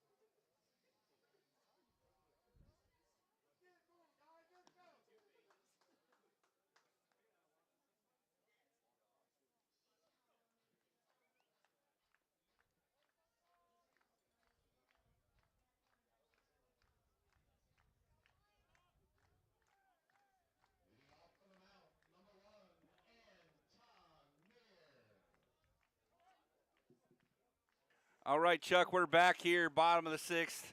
Lions have the top of the order up here to Anton Meir to lead it off. He led off the game with a triple, scored the Lions' lone run. Pitch at the top side of zone. Anton holds up, but it's called a strike. Yeah, we need to get going here, Blake. We're getting late early, or early late, whatever Yogi said. It's time to go here. We only got 3 hits so far through 5 innings. And that's hit at the second baseman, down to a knee. Bobbles it, throws it on. Get Anton. Thought for a second Anton had a shot to beat that out, yeah. Chuck. Yeah, this is one of them goofy games that, and you got to credit the pitcher. I mean, he's been outstanding. I like the speed at which he works. Yeah, he works fast. He's quick to the plate when he's holding runners on, and he's just done an outstanding job. Harley steps in, has a base hit in this ball game. One of the Lions' 3. Fastball misses down. Yeah, we need him from on. Canfield. Yeah, the Lions need base runners. We talk about this all the time. The most precious commodity in baseball is outs, and the Lions are running out of them quickly. Breaking ball goes around it. The third baseman Ballard in a little further than he's been for Harley. Still think he could push one for a hit. He definitely could. Breaking ball misses up. With the lack of base runners you've had in this ball game, although Canfield's been really good, it's got to be C for a strike here, right, Chuck? For sure. It looks like a right-hander warming up down there. Misses away. Ooh. Oh, got a called strike there. Wait a minute, we're mixing it up here a little bit. We got Coach Newman in the third base box. Do they throw Kittle out? Oh, there's another pitch that's borderline called a strike. I don't know if he – no, I think that's leaning him. I guess they just trying something different, trying to shake change it up, the rhythm. I guess. Ball misses down away. Good at bat by Jordan there. Again. Had a couple of borderline pitches go against him. Didn't get out of himself and swing at something he shouldn't. And that's what I'm talking about, the patience. When it's 3-1, you want to come out of your shoes. But, again, it's not like you say, a really close strike. Take it, live for another pitch. He draws the walk. That'll bring up Lions third baseman Andrew Harrison. I can tell you, Coach Newman coached third base for me a lot. He's an excellent third base coach. Makes really good decisions. Harley gets away. Slow breaking ball from Canfield. Harrison thought it was down. Yeah, he didn't like that call. And I think Harry's got a great eye. Yeah, I think the locals below us are letting Mr. Van Wert know they're not agreeing with that call. Harley bluffs a go. Harrison has to offer at that pitch because it was just called a strike before. It was down, but he had no choice. 0-2 quickly on Harry. Yeah, and again, it's tough to get a jump off him because he's so quick to the plate. Clearly, Harley's capable of stealing it. I'll tell you one thing he's doing. He's getting close to balking at times, though. He's getting really close to not stopping. Well, if that's the case, then somebody in the line dugout's got to let Mr. Reed on the bases know that. This time he takes a good long hold because I said something. He heard you. He throws over to first. Harley back in safely. No, you always want to let them guys know. Just, you're not arguing just like, hey, I don't think he's pausing. And, again, I've seen calls. I was able to buy a lot of calls in my career just by, hey, he left early, you scream it. He didn't leave early, but they call it. You'd think you coach 700 games, you'd be able to buy a couple. You'd think so.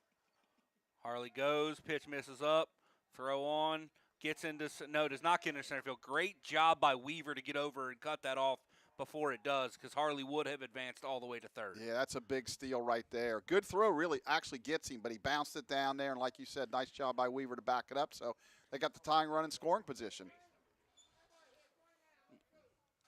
Now just one hit away from tying this game. Harry choking way up on the bat. Just trying to find some grass. Harley, big jump. That's hit through the left side. Harley has to freeze on the line drive. Should still be able to score. Yep. Newman is sending him. Big one-out base hit by Andrew Harrison to score Jordan Harley. Yeah. Shows you how big that steal actually was, Chuck. Exactly. That's a really clutch two-strike hit there by Harry. And, again, Coach Newman recognizing that, A, the arm's not great, but it's just hard to really charge it and get off a good throw with the outfield, and Jordan really scores easily. Yeah, Jordan can really run. I wasn't sure off the bat because he froze on the line drive, and that's good base running. which is the right play to make for Absolutely. sure. Harry steps away from first. As Jake Sanders steps in, Sanders looking to get a pitch to hit. Pitch misses away. Good eye there from Jake, 1-0. I think Mr. Canfield wanted that one. And I think Coach Cervantes is down in the dugout thinking, yeah, I'd like to get him out of there with him still having some success because he's pitched so well that you really don't want him to be on the losing end here if we get a couple more runs here. It's a lot like the way the Lions were feeling with Jackson Bucks and Matt Fry over the weekend. Ball hit hard in the left, it'll get foul. Smoked by Jake. Yep. That would have got all the way to the corner and probably scored Harry from first. But it was about 15 feet foul. Yeah, so it's you want to take him out after 5 if he's man, he had a great 5 innings, but then, well, he's pitching well. It's just one of those catch-22 It's only situations. in like 67 pitches too, Chuck. Right. But then the thing is, what's the most pitches he's thrown in a game this year? Correct. And we had the same conversation about Jackson over the weekend. He was pitching unbelievably, but he is still getting stretched out only in his second start.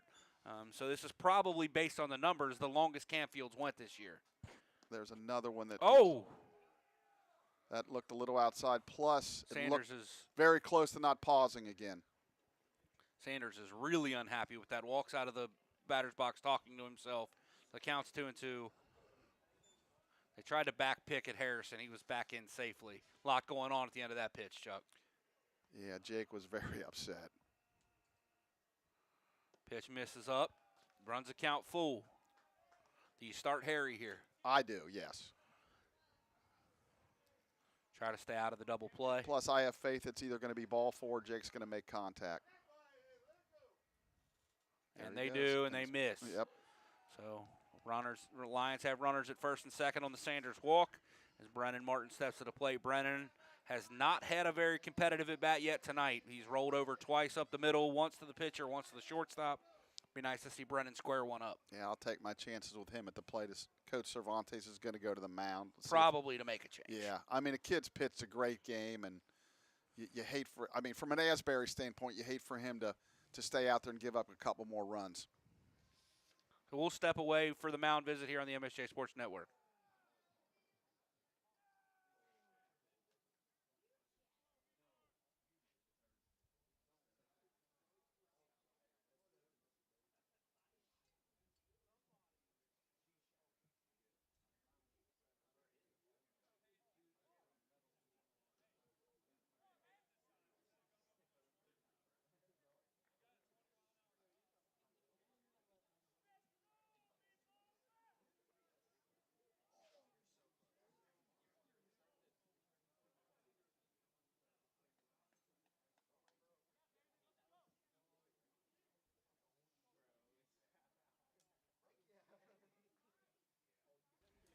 So, Chuck, a little surprisingly here, Coach Cervantes is going to stay with his young right-hander. I'm very surprised. And, again, maybe he wants to see if he can wiggle out of this. They're having a tough season. They clearly want to win this game. But, maybe looking ahead to the future like, hey, maybe he could be one of my guys. Let's see how he handles this. Martin steps in, runners at first and second, looking to put the Lions ahead here. The breaking ball misses up and away.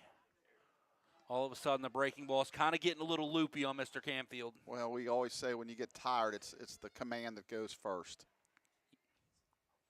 Ball missed into Brennan. Yeah, you might keep your velocity, but the command starts to go away. Yeah, that velocity on that fastball right there looked pretty good, but he missed in about 6 inches. Brandon's looking something he can turn on hard. Pitch misses down and in 3-0. Yeah, really good take there. That's good discipline because I know he wants to get something he can handle and drive, but don't get yourself out here. Campfield checks at second, comes to the plate, strike on the inside corner. Once again, not a pitch Brennan could probably hammer. Yeah, it's a good take. Good take. And again, he's 3-1 here. One pitch, one spot. And he doesn't get it as it bounces. Yep. Brennan walks to load the bases for Sean Moore. Now, that one more batter. He's going to make the move, Blake. All right, so we'll step away here, come back with the pitching change here on the MSJ Sports Network.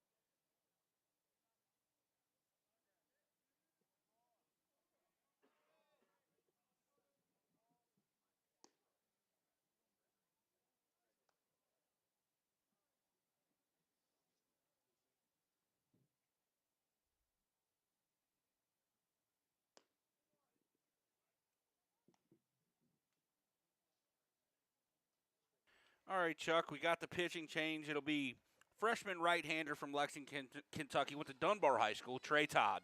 Yeah, Trey's making his 9th appearance of the season. In 7 1/3, he's given up 12 hits, 13 earned runs, and 15 walks. Command is a huge issue here, but he's coming into a jackpot right here. Bases loaded, 1 out in a tie game here in the bottom of the 6th, so he's got his work cut out for him. Yeah, this is a huge spot. Sean Moore's been really good, and he doesn't need to do a ton here. The biggest thing, stay out of the double play. Yeah, again, I think Coach is trying to see what these guys can do in these kind of situations because clearly with his numbers and his lack of control, this would not be the a perfect spot if for they him. were trying to win a conference Yeah. championship game right now, this would probably not be the arm you go to. But again, that's what these midweek games are good for. As Todd comes plate where Moore almost offers. They don't even check. Yeah, now they're going to check. Well, yeah, again, late check, you're never going to get the call. I actually think Moore might have offered there, I too. actually agree with you. I thought he might have went. So 2-0 the count. It would be tempting for me to make him take a pitch here. Yeah, I mean, with the numbers plus, even if it's a strike, he's throwing nothing but fastballs So here. if you're in that Lions dugout, how aware are you of the numbers of a guy that's pitched so little in a game? They're 100%. They've got all the stats taped up on the wall there, and with Coach Cam in there, they know exactly what's going on. Ball 4. Moore walks. Harry will score. The Moore will get an RBI for that walk. Lions now lead, Chuck. Yeah, and again, I'm making him take till he gets a strike here. Again, the numbers dictate that he struggles to throw it over. So, Coach Newman's saying in a little box, but I wouldn't even be doing that. I'd make him take a strike. As Gavin just pointed out, there is already another arm loosening for Asbury in their dugout. It looks like he's being told to crank it up at the breaking ball. Get ahead strike there. Nice pitch. Yeah, it was a good pitch. And again, he wasn't going to swing anyway, so it kind of worked out anyway. TJ got a base hit the last at bat. Ball rolled over at the third baseman. It'll get over his head into left field. Martin chugging around third base. So 2-run single for the freshman backstop TJ Selvey. Again, an excellent decision by Coach Newman. He waited as long as he possibly could, and then Wade Brennan. As it's not a secret. Brennan doesn't have great speed, but not again, many people that are 6'7", 265 pounds do. So I think we're going to have a runner here. For TJ, there was some conversation of Mr. Split. Snodgrass getting Right. some time behind the plate. Again, we talked about it. Tyler Herbers is nursing a little bit of a hamstring, so one of these young guys is probably going to have to catch a game this weekend if Tyler's not back. So Nick Price is going to pinch run, Blake. Nick Price is going to pinch run at first base. Nick has got some good speed as the trail runner here, so any ball in the gap, he should likely score from first. It'll be Jack Barnes at the plate. And now now I was just going to say with the sun coming out, you couldn't see the scoreboard. Now it's the sun's kind of went away. Now we can see the scoreboard again. Maybe Coach Newman will stay at third base for a while. Chuck, he goes out there, we score a 4 spot. Yeah, I'm not a big believer in that, but hey, whatever works. The mojo, the baseball gods are happy.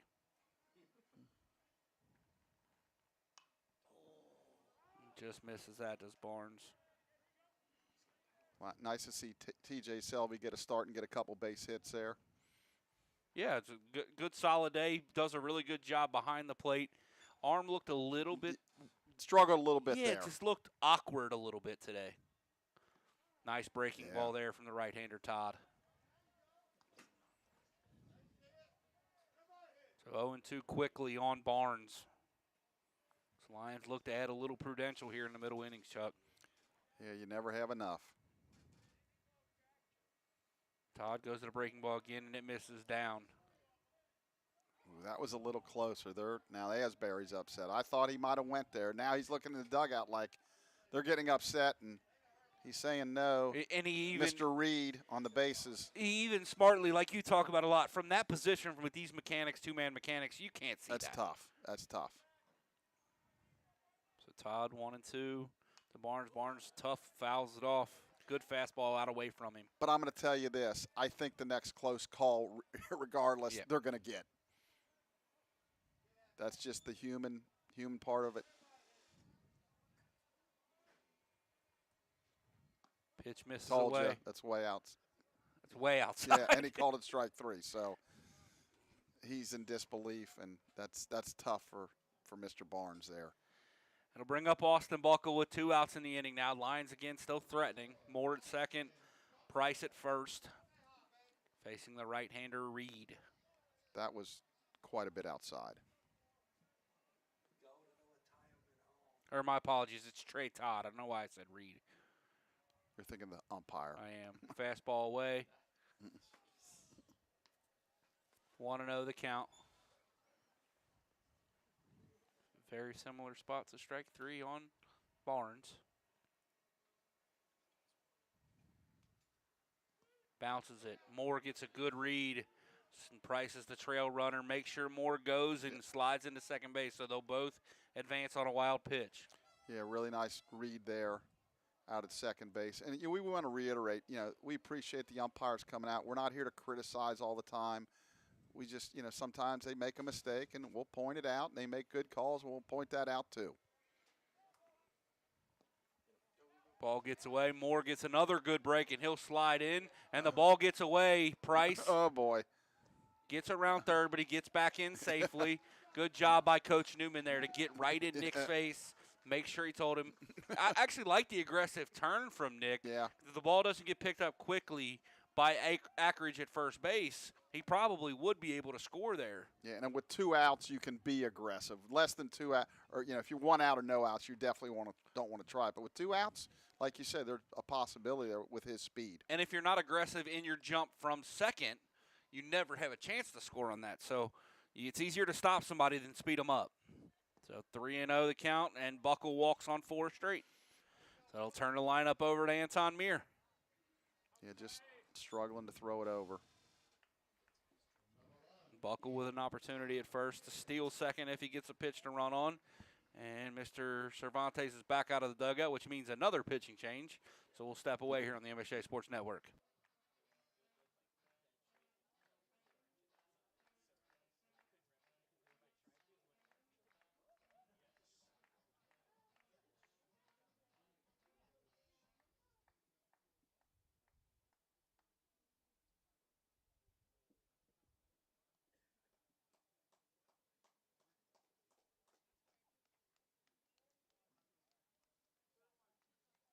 Now pitching for Asbury, number 31, Parker Bowles.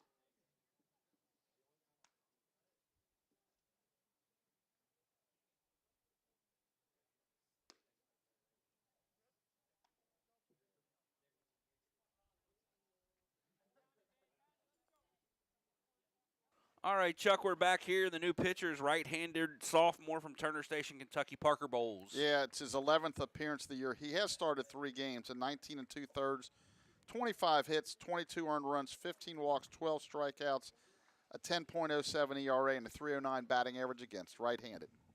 And he will face the right-handed hitting center fielder for the Lions, Anton Meir. We'll see if Buckle takes off it here at all. Fastball in there for a strike.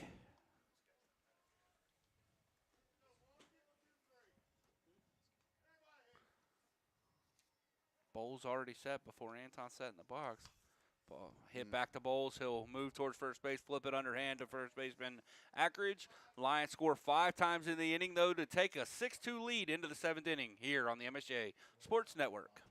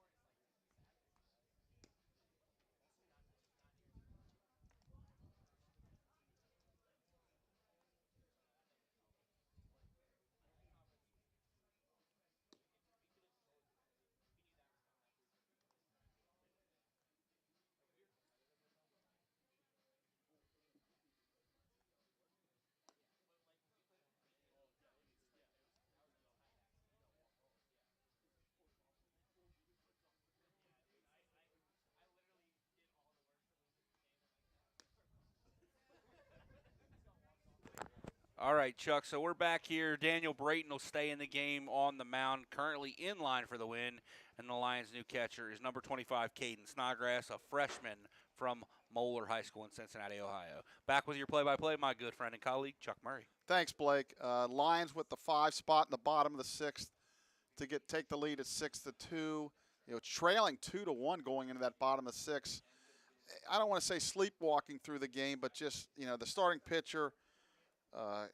He was really, really good for Asbury, Mr. Camfield. So leading it off will be McLean, the right fielder, facing Brayton, who's back for his 3rd inning of work. Second inning, my mistake.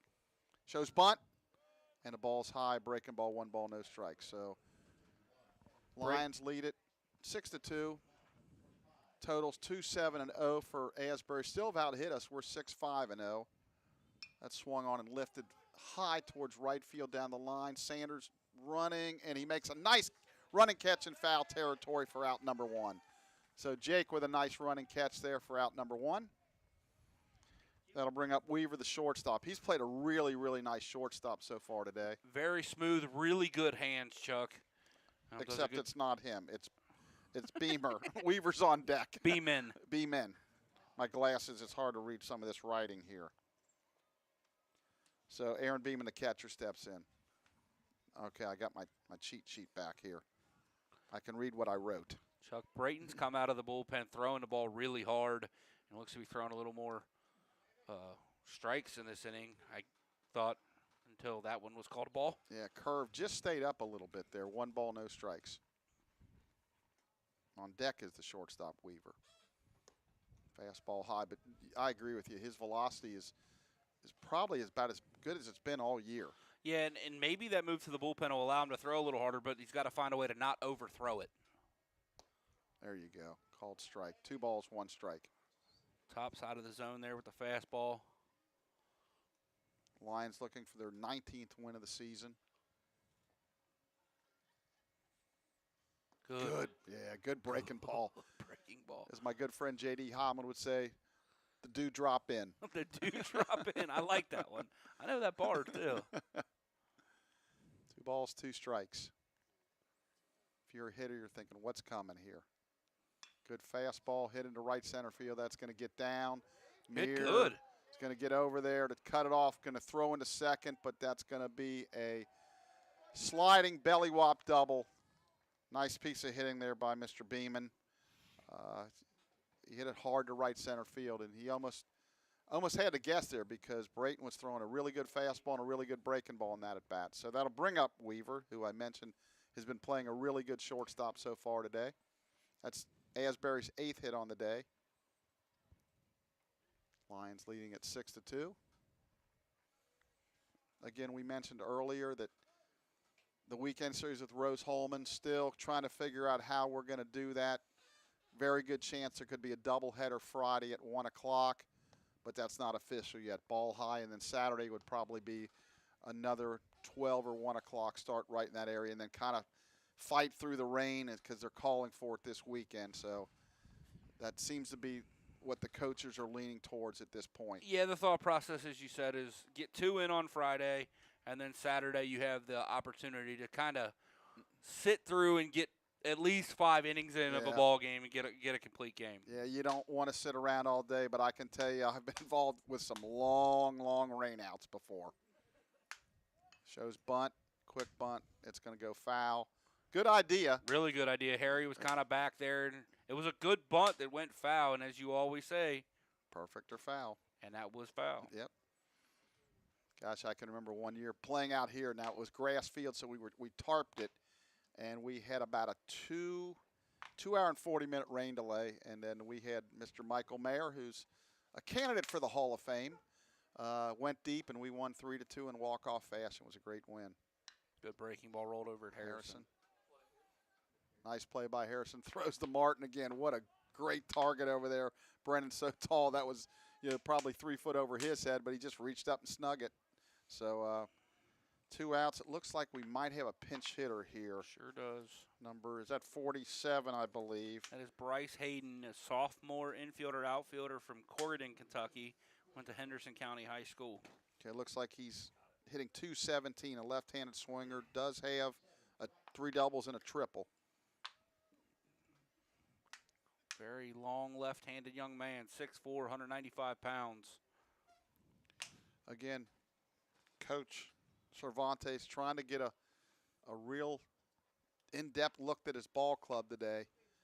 I think Playing a lot of the young guys. Yeah, I think doing some things that, like you say, maybe if he was fighting for a conference championship, may not do, but playing the young guys, saying, hey, well, let's give them a chance, see what they can do, and a lot of them have really shown well today. Brayton stretches, 2-out runner at second, ball's inside. Mr. Snodgrass back there now catching. Good pick by him, Chuck. That ball had backstop written all over it. Nice to see him getting some time back there.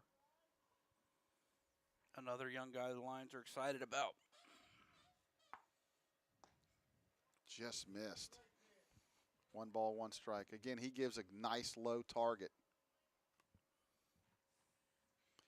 It's before everybody's time here, but Mr. Lawson will remember a guy for the Pirates named Manny Sanguian. He was about 4 inches off the ground. I mean, he really got low. He's really flexible. That's bounced up the middle. That's going to be a tough play. Over it's Barnes. He'll throw, and he's going to beat that out for an infield hit. Yeah, good hustle down the line there by Hayden. Kind of in no man's land right over top of second base. Yeah, Barnes did all he could. Didn't get a lot on the throw, and he was able to beat that out. So the 9th hit for Asbury.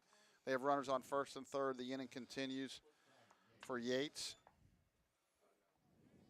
You were talking about rain delays a little bit earlier, Chuck. The worst one of my career so far, still that night we were at Earlham.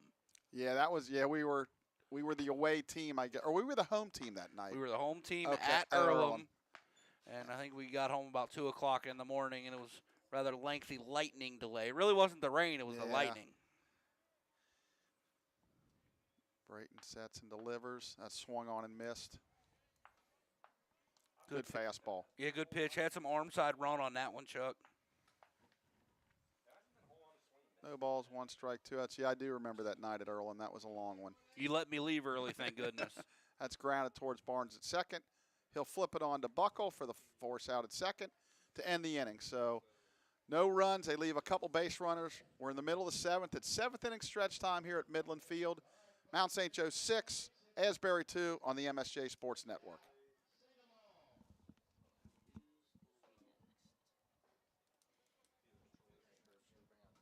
All right, so I got a question for all you guys here.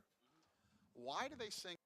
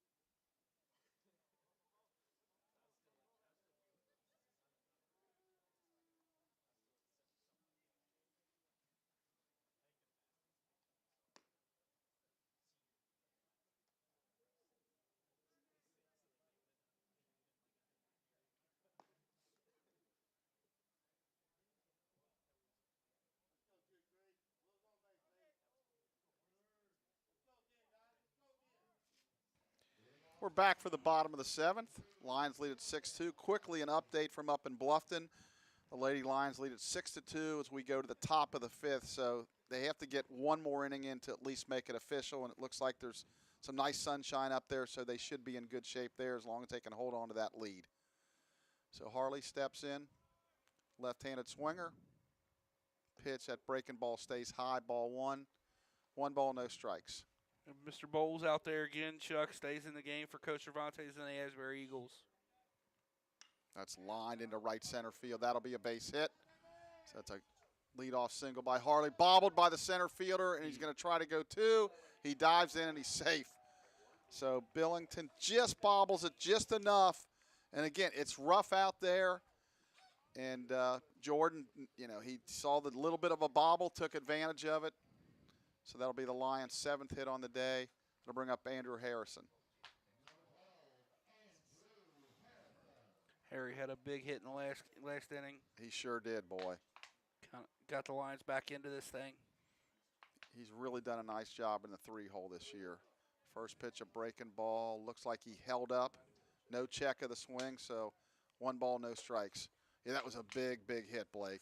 Coach Kittle back over at third base in this inning, Chuck. Okay, yeah. Very interesting. Harley with the lead. There's a good breaking ball, drops in there. Jordan, I think, trying to get that running jump, but with no outs, you better be sure.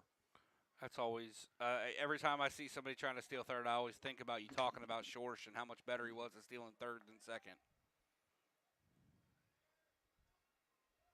Pitch that swung on and hit foul right at third. And actually, Meir and Harley are pretty good at stealing third also, but Mark was just phenomenal. We used to play Anderson, and back then those were wars, and he'd get on first. They used to teasingly say, just put him on third. Just be done with it. In 2 pitches, he's going to be there anyway. Mark Schorsch is the all-time leading stolen base guy in Mount St. Joe history. Chuck, how many did he steal in a row? Let's see, 59 in 1 year. He's 59 for 59. I think it was like 63 or 64. Oh, boy, they picked him off. Inside move got Jordan again. I think he's thinking about trying to steal third, and with no outs, you got 3, 4, and 5. It's just not a smart play. And, again, if the Lions are going to want to do anything in the postseason this year, they just can't avoid. They cannot continue to make those type of mistakes. Yeah, it's got to be. They're a much better baseball team than they've been in a long time, but you got to do those little things right because you're not that much better than the teams you're going to play. As Harry swings through at the strikeout. Yeah, so a promising inning starting off, and now it's 2 out, nobody on with Jake Sanders. You're not perfect. You're going to get, but there's times, if there's 1 out there and he's trying to steal third, I can kind of live with it. But no outs, that just can't happen. So Jake steps in with 2 outs here. Good breaking ball for called strike 1. Yeah, Bowles' breaking ball looks really good here in this second inning work. Yeah, he's not a real hard thrower, but he's got a nice breaking ball, and sometimes when you can throw that fastball seems a little bit harder than it is. 0-1, another one. Ball 1, 1 ball, 1 strike. On deck, Brennan Martin. Bowles pulled that one.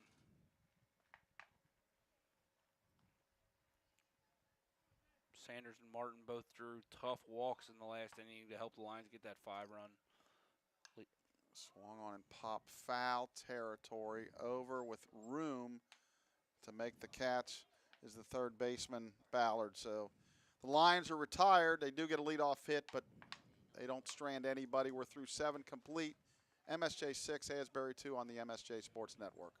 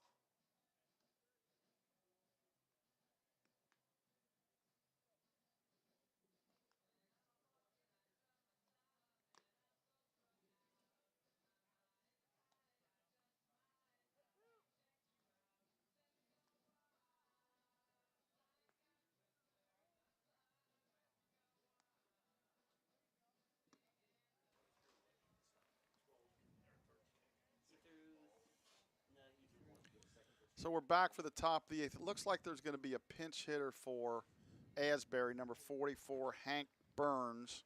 Burns is a 5'9" freshman listed as a catcher from Louisville, Kentucky.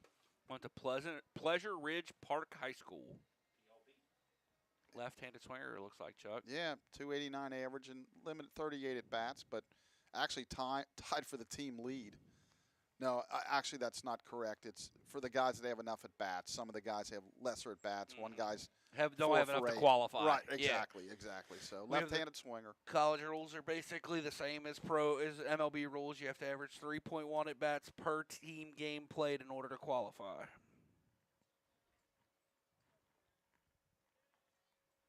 Brayton out there again now in his third inning of work. Still in line for the win, Chuck. Yeah, he's throwing the ball well. And when he's missing, he's basically missing low, which if you're going to miss, that's where you want to miss. Harry in at third. Shows bunt. He's just going to take it. Ooh, called a ball outside. 2 balls, no strikes.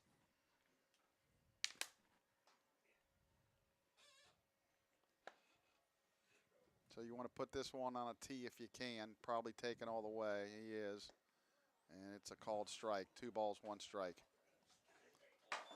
Typically, when you fake a bunt with no one on like that, typically the umpires like to call those strikes. Pitch, that's down low. 3 balls, 1 strike. If you're in the area code at all, I think you'll get that call most of the time. Looks like the Lions have Connor Schwalbach loosening in the bullpen, Chuck. The left-hander. With electric stuff. Pitch, that's just inside. And he's a little bit confused. He's asking, is it down? Or I thought, if anything, it would have been in. I didn't think it was down. But, again, they don't really care for my opinion. So it looks like we have another pinch hitter. Number 28, Brady Robeson, a 5'11 sophomore from Lexington, Kentucky. Went to Frederick Douglass High School. Listed as a right-handed pitcher and an infielder. Okay, well, he's 4 for 13. Again, limited at bats, hitting .308. Does have a double. So, again, the Lions lead at 6-2. But, they're within slam range. And, this is kind of one of them weird games. Yeah, it feels like, once again, like we talked about with the one Bluffton game on Sunday, feels like you're kind of winning big right now, but yeah, you're 2 or 3 pitches away from this being a ball game. Right, exactly. Stretch. Pitch. That swung on and hit hard, foul down the right field line. Little tardy on that, but squared it up pretty good. No balls, 1 strike.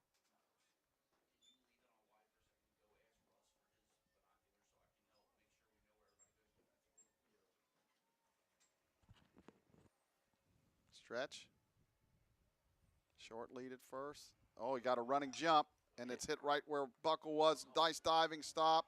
Tries to make the throw. That's really ill-advised. Yeah, very ill-advised. Good job from Martin to come off and knock that thing down. Great job by Buckle, because it would have probably been first and third if he doesn't get a glove on that. Again, though, the runner with a short lead, though, but he never stopped his feet. He had a running jump. We'll have a pitching change, I think, Chuck. Maybe okay. not. Coach Doris is going to the mound. We'll step away for a minute. Come back right in a minute.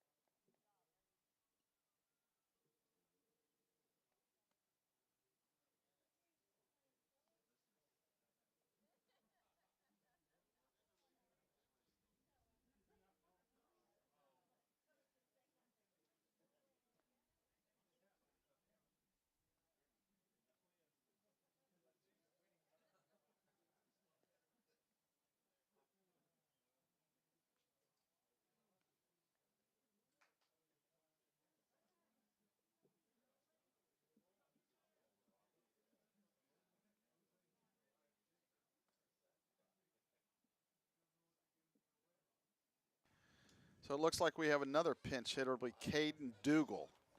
Caden Dougal is a 6'2" graduate student from Shelbyville, Kentucky.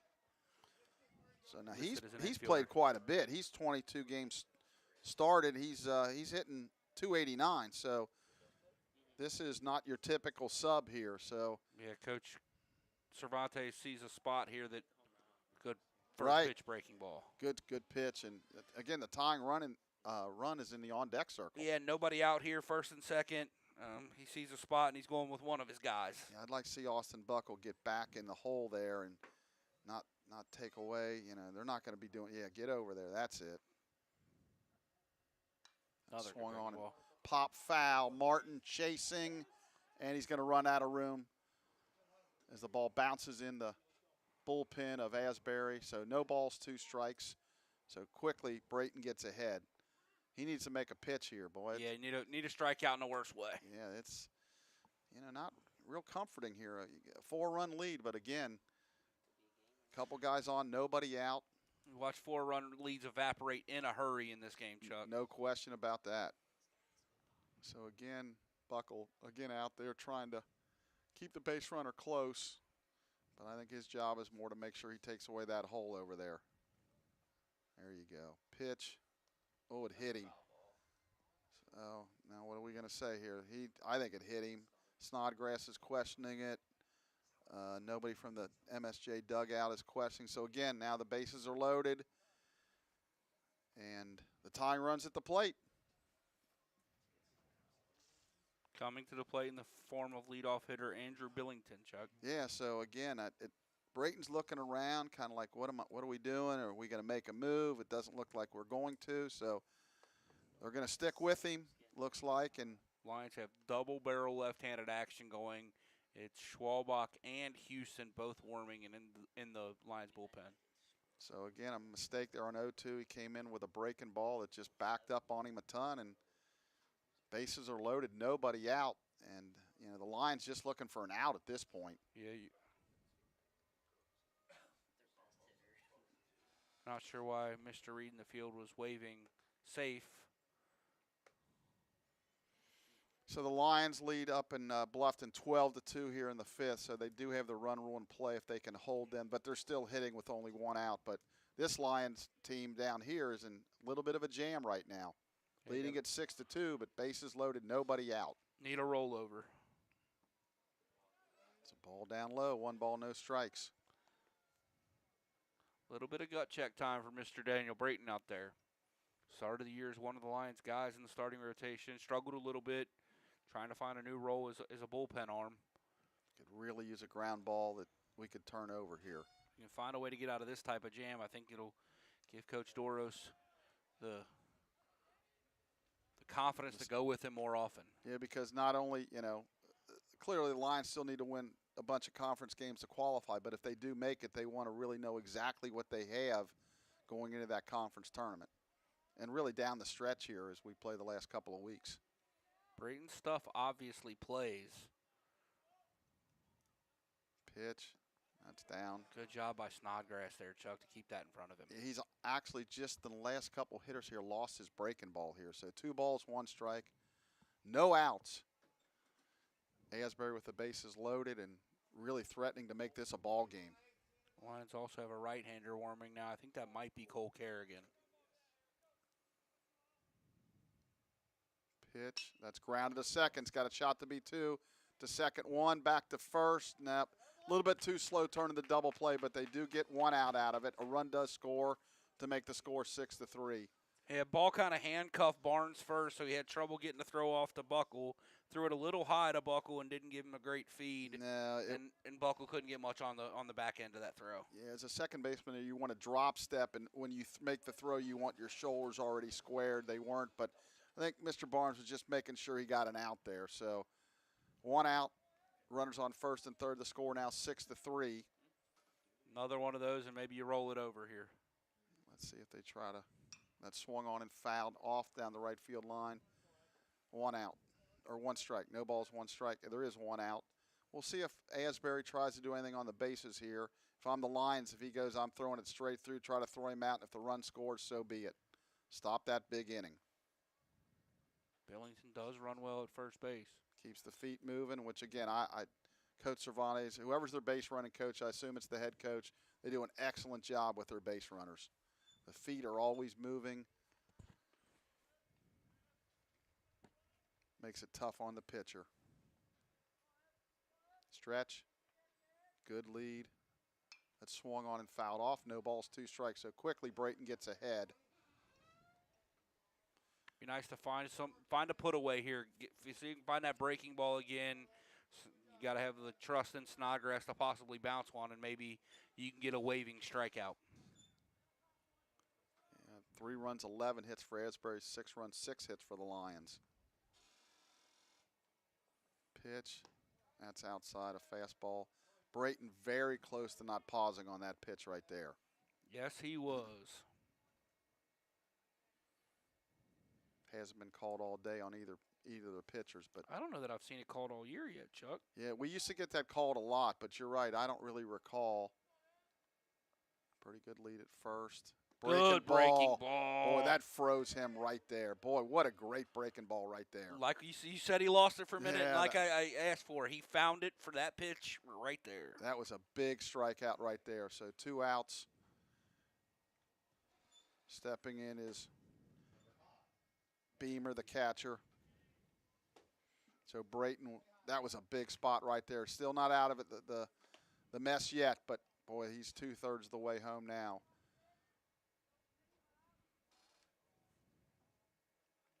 So we'll see if the base runners do anything here. As a tying run at the plate, you clearly don't want to get thrown out here. Stretch, you're going to throw to first. Gets back easy. This might be their only chance, so you got the tying run at the plate. You don't want to get thrown out. You can't even trade a run for an out, that's for sure, at this stage of the game. Stretch. He goes, and we're not going to even throw through. So that ball's low. Not an easy ball to throw on, but boy, I'd like to see us try to take a shot at throwing him out. So 1 ball, no strike, second, third. Now a hit draws him within 1.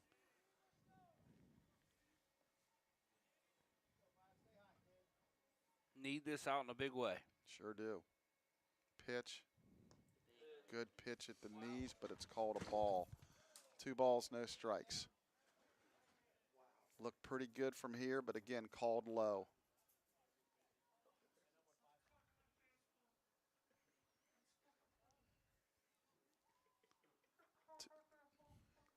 Two balls, no strikes, 2 outs. We play the top of the 8th here. Pitch, good curve, drops in there for a strike. 2 balls, 1 strike. That's pitching right there. 2-0. You throw an off-speed pitch. He's looking, but nothing but for a fastball. So nice pitch there by Mr. Brayton. Daniel shakes off a sign. Gets what he wants. Stretch. Pitch. That swung on and tapped foul at the plate. So 2 balls, 2 strikes. 1 strike away from getting out of this mess.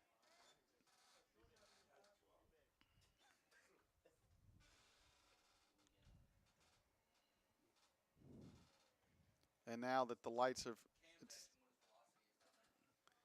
again, we were right. The right center field pole only has 2 lights working, so they're going to have to obviously get those fixed at some point. Yeah, if we're playing it Friday night at 7 o'clock, Yeah, like we were supposed to, that'd be a problem. That would be a major problem. 2-2-2. Deuces are wild. Swung on and missed at a breaking ball in the dirt. Snodgrass will throw to first to complete the out, and a big, big out. And a nice job by Daniel Brayton to get out of that mess. Asbury does pick up a run. We're in the middle of the 8th. MSJ 6, Asbury 3 on the MSJ Sports Network.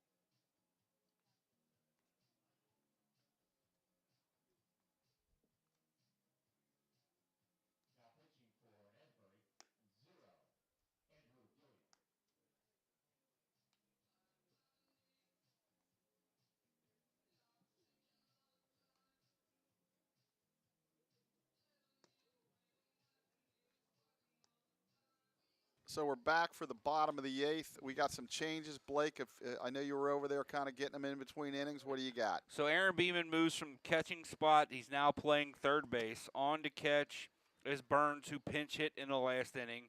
And playing second base is number 2, Caden Dougal, who pinch hit in the last inning as well. Outfield remains the same, and the new pitcher is Andrew Gilliam, a freshman right-hander from Louisville, Kentucky. Okay. Trying to find his Yeah, numbers. he's 2-0. It's his 10th appearance in relief in 14 innings. Or, I'm sorry, 9 innings, 14 hits, 9 earned runs, 9 walks, 12 strikeouts, a 9.00 ERA. So it looks like he's kind of a high-volume walker strikeout guy. He'll face Brennan Martin to lead it off. And while Brennan doesn't have a hit today, he had a really key walk in the inning when we scored the 5 runs back in the 6th. Yes, watched a really good pitch in for a strike on a 3-0 count. First pitch is down and in, ball 1. And again, the shift is on, not so much in the outfield as much as the infield, the shortstop. And it's actually how Up the I would middle. probably play Brennan, as someone who's watched him play hundreds of baseball games in his life. Shift in the infield. I would actually probably play the shortstop on the other side of the second base. Let's hit a mile. The ball's Down the killed. right field line. It might be, and it's gone. So Brennan Martin with a line drive home run out to right field to increase the lead to 7-3.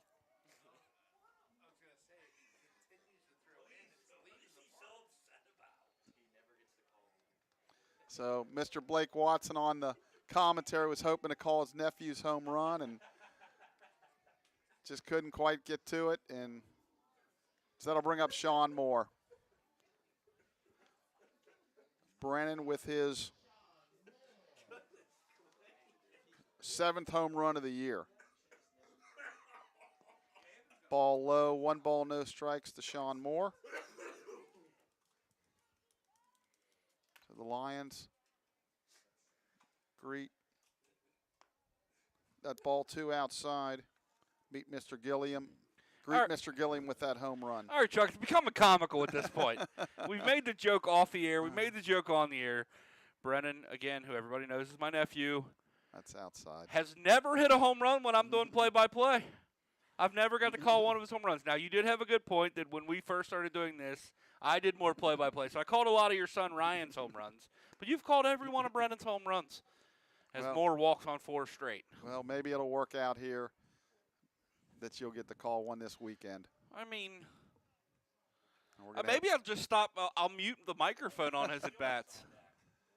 Okay, so it looks like we're going to have a pinch runner at first for Mr. Moore. It's A.J. Meyer. A.J. Meyer. On deck is Nick Shields, so hitting right now is Snodgrass.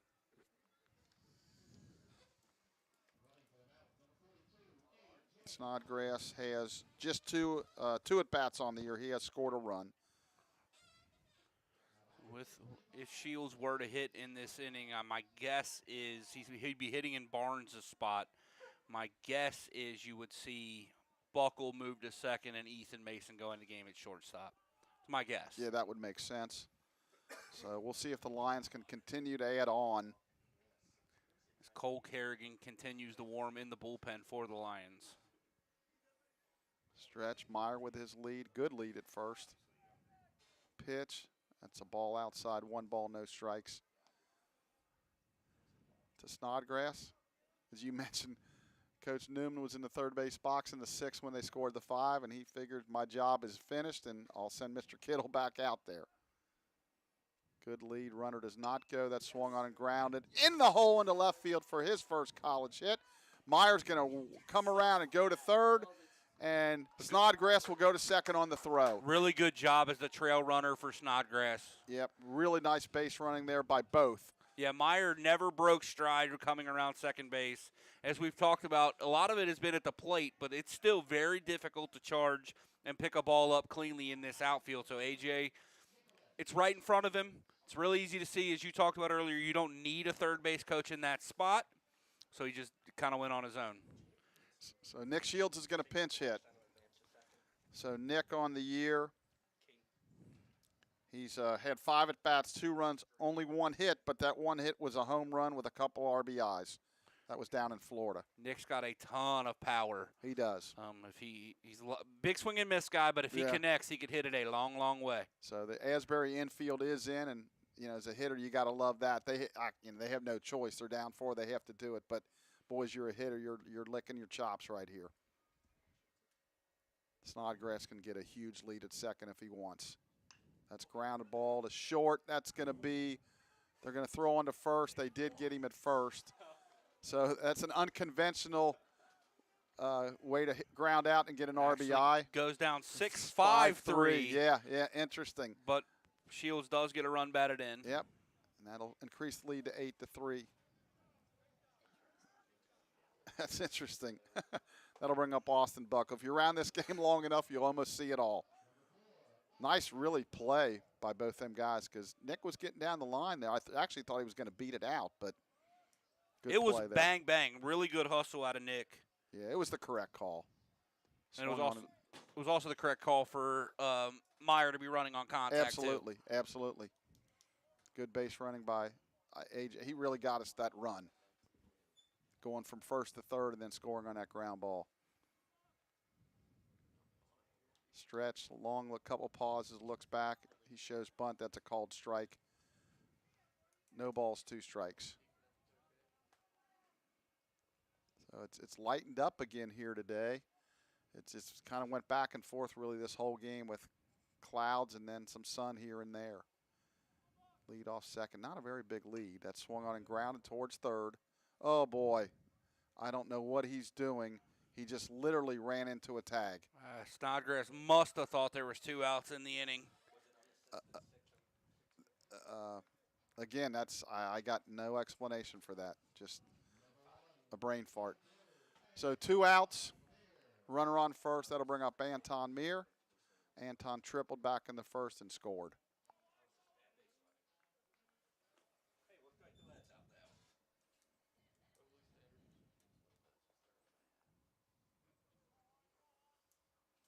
Stretch, long look, pitch, curveball, backed up on him. High ball 1 ball, no strikes.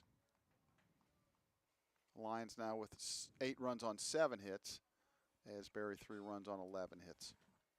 Neither team has committed an error. Oh, he had a running jump there, but just enough of a pause. That's ball down low. 2 balls, no strikes. Austin could have stole that, but he just held up and kind of hesitated a little bit where he couldn't get that running jump. So 2 balls, no strikes. Austin runs really well. I'm surprised, actually, at this point in the season he only has 4 stolen bases. He tried to time that up, and they'll check him and throw to first.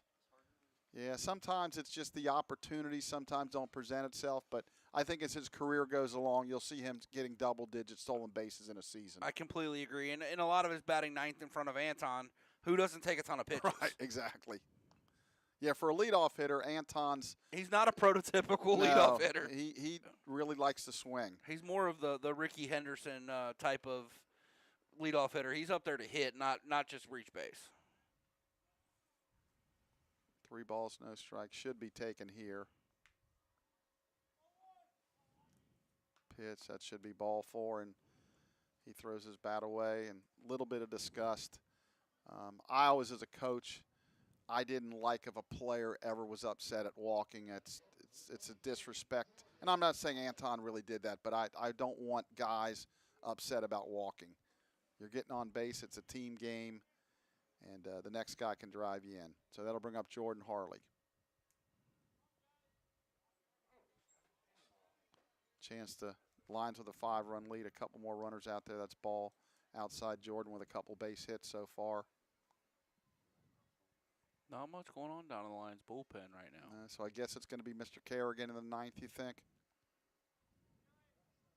I don't see anybody moving now. So Kerrigan's probably ready to go. They're going to do the inside move. Oh, I thought he threw it away.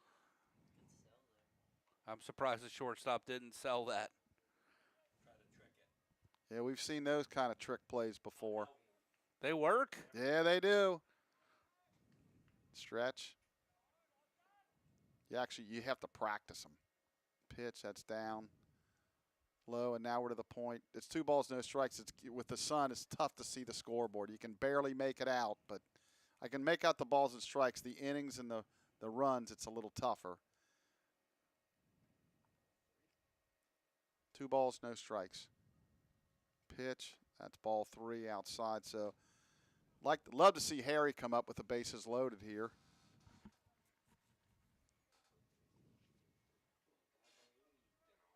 So struggling with command here. 3 balls, no strikes. Pitch, that's a called strike. 3 balls, 1 strike. So Jordan in a situation, right pitch, right spot. He's got to give me bunt if he wants it. Base hit if he wants it. And if he hits it to the right of the shortstop, it's a hit no matter what, especially with where the shortstop's playing. 3-1, that's way outside ball 4. So the bases are loaded for Andrew Harrison. Lions threatening to blow this thing open, Chuck, with a big hit here from Harry. Yeah, and Andrew had really the big hit of the game back in that 5-run 6th inning. Yeah, the Lions were really scuffling offensively when Harry hit that, I think it was the game-tying base hit. And Mr. Cervantes is going to go to the mound, and they did. It looks like they had a right-hander down there throwing. It looks like he's walking towards the end of the bullpen. Yeah, he just made the move. So we'll be back in a minute.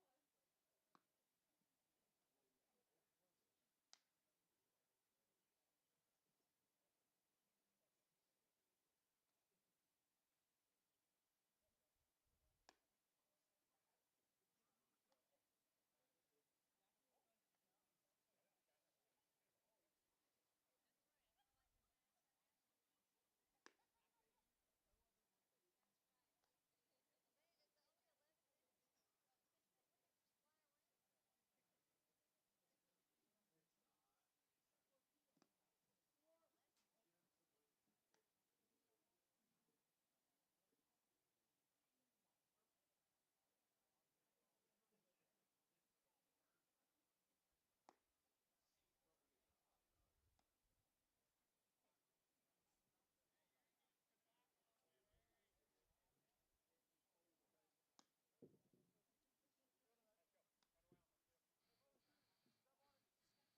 number 8, Adam Campbell. So we got a pitching change, as we mentioned before we left for the break. And, Blake, you got some information for us. Yeah, it's Adam Campbell making his 9th appearance of the year, 7.2 ERA, 10 innings, 9 hits, 9 runs, 8 of those earned, 8 walks to 8 strikeouts. Opponents hitting .250 off of him on the year, which is tied for the lowest on the team. So Andrew Harrison steps in. First pitch is a called strike. Kind of, like you said in the break, kind of a slinging guy, kind of dropping down a little bit. Yeah, a little 3/4, maybe a little below 3/4. Now he's winding up, which for a relief pitcher is very unusual. That breaking ball stays outside, a ball and strike, and he'll throw from the first base side of the rubber. 1-1 on the way. That's high. Oh, I thought it was high. I thought he was going to raise that right hand for a minute. Yeah, he's adjusting his mask. 2 balls, 1 strike. For those out there that know professional baseball, this looks very much like a right-handed version of a Jamie Moyer the way he throws. Yeah, good comparison. 2-1. That's 3-1, and I think we're behind a pitch on the scoreboard.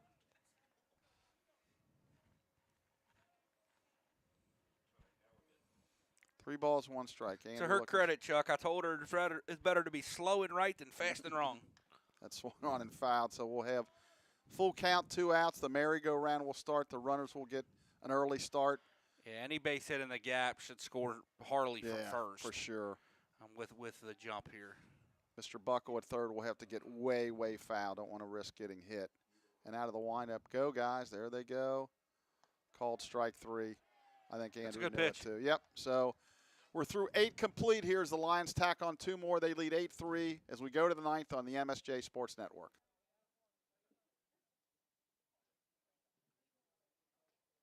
To the mound from the bottom of the 8th. 2 runs on 2 hits. Score after 8 complete innings of play.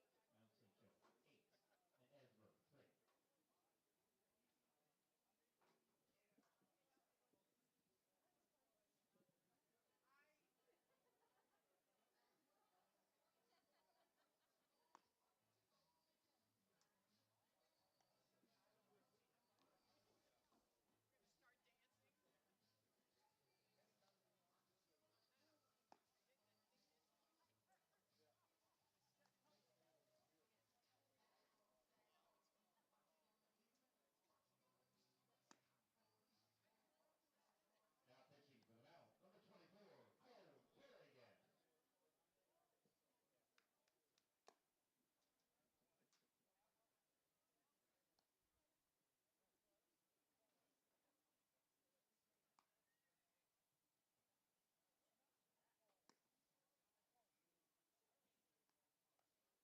Entering at second base for the Mount, number 48, Michael Simano.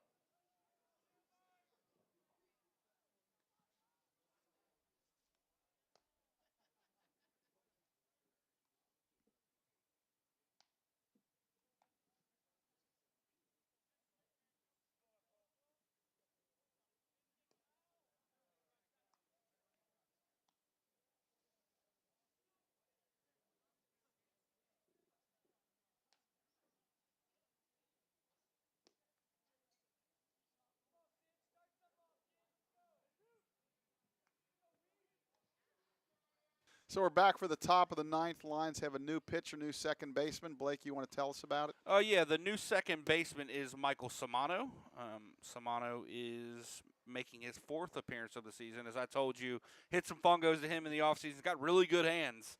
So it'll be interesting to see if he gets any balls hit at him. And the new pitcher is Cole Kerrigan.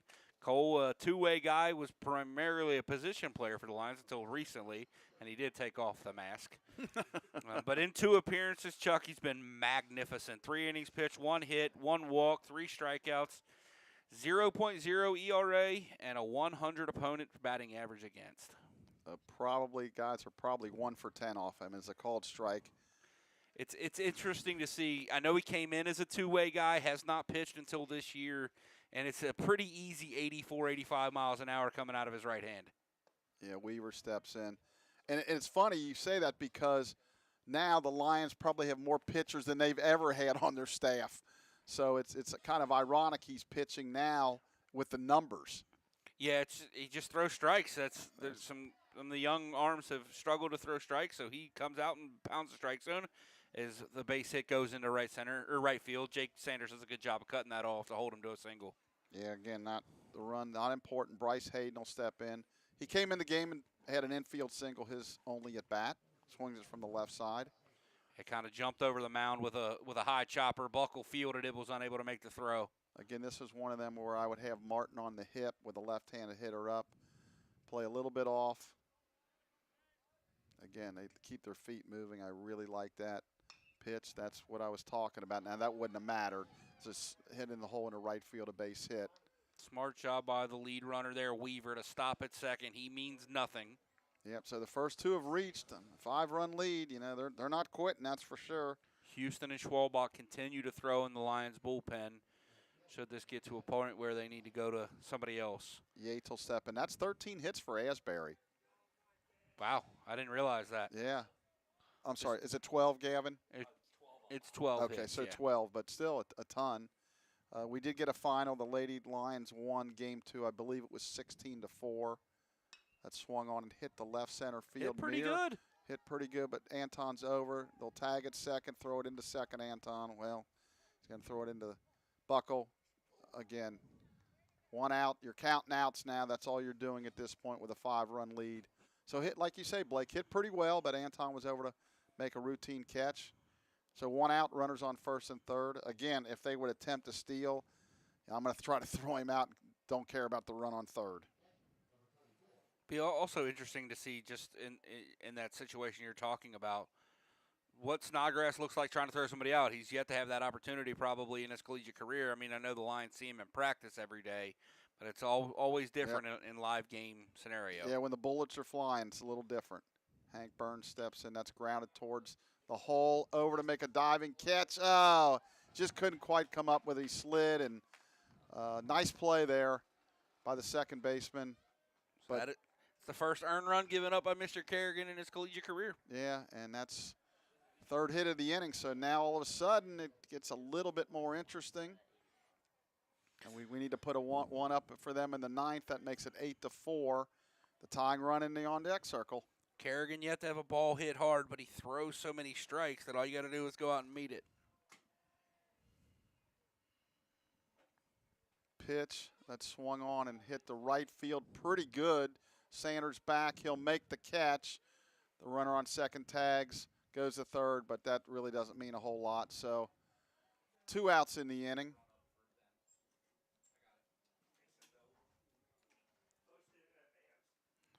So the Asbury down to their last out. Good job by Sanders there to go back and get that and then split the runners with getting the throw back in pretty quickly. Yeah. Again, really nice job there by Jake. And again, just making sure you secure the catch. Don't really care too much about what the runners do. So that'll bring up Dougal. And his second at bat since coming in, he was hit by a pitch in his first at bat. Yeah, he represents the last chance for Asbury. We don't want that tying run to get up. That swung on and fouled. I think, yeah, they messed the scoreboard. Now it's really a mess. It said they were up 15-8. Yeah, we don't want that. So I think we're correct now. 8-4. No balls, 1 strike. They got that. Now they got to get the strike on the foul ball. I guess they say this is a slow game, but it's probably going pretty fast for them in there. That's a ball in the dirt. 1 ball, 1 strike. There, we're good. Our student workers, they're working hard at it, but I think sometimes you think baseball's a real slow game, but it can be pretty fast if you're keeping the score. It gets fast in a hurry, too. Yep, with the subs and different things and the pitches. And you make a mistake in the scoring, and then there's 4 straight hits on 4 straight pitches exactly. while you're trying to fix the last one. Just the way it always works. So it's 2-1. 2 balls, 1 strike. We do not want the tying run to come to the plate if we can avoid that. So Asbury with a run in, first and third, 2 outs. Pitch that swung on and drilled down the left field line. That's a fair ball. And that's going to be, they better not wave him here. They're going to hold him at third. So the tying run does come to the plate. The score's 8-5 now. So getting very, very interesting. Let's see if they stick with Mr. Kerrigan. I would assume they will. Billington, the leadoff hitter. Well, Coach Doros is going to go out and talk to him for a second. Yeah, well, he's kind of looking at the bullpen here, so let's see what he does.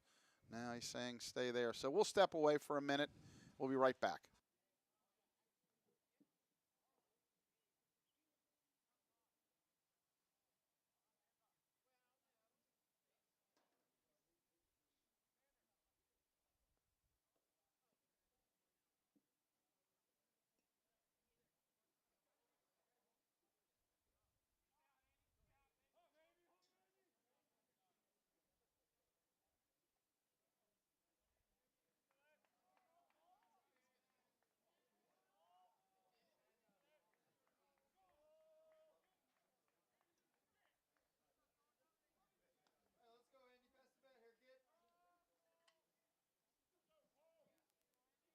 So we're back, Coach Doris. They're going to stick with Kerrigan.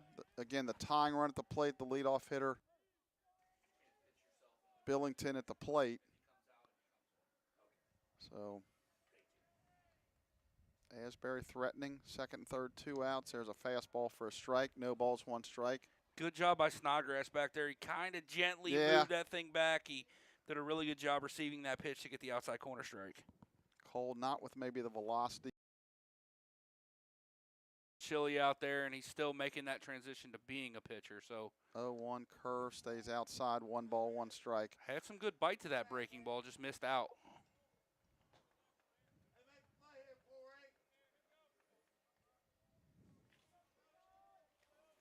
1 ball, 1 strike. 2 outs here. Lions lead at 8-5. Looking for victory number 19. Pitch, that's high. 2 balls, 1 strike. So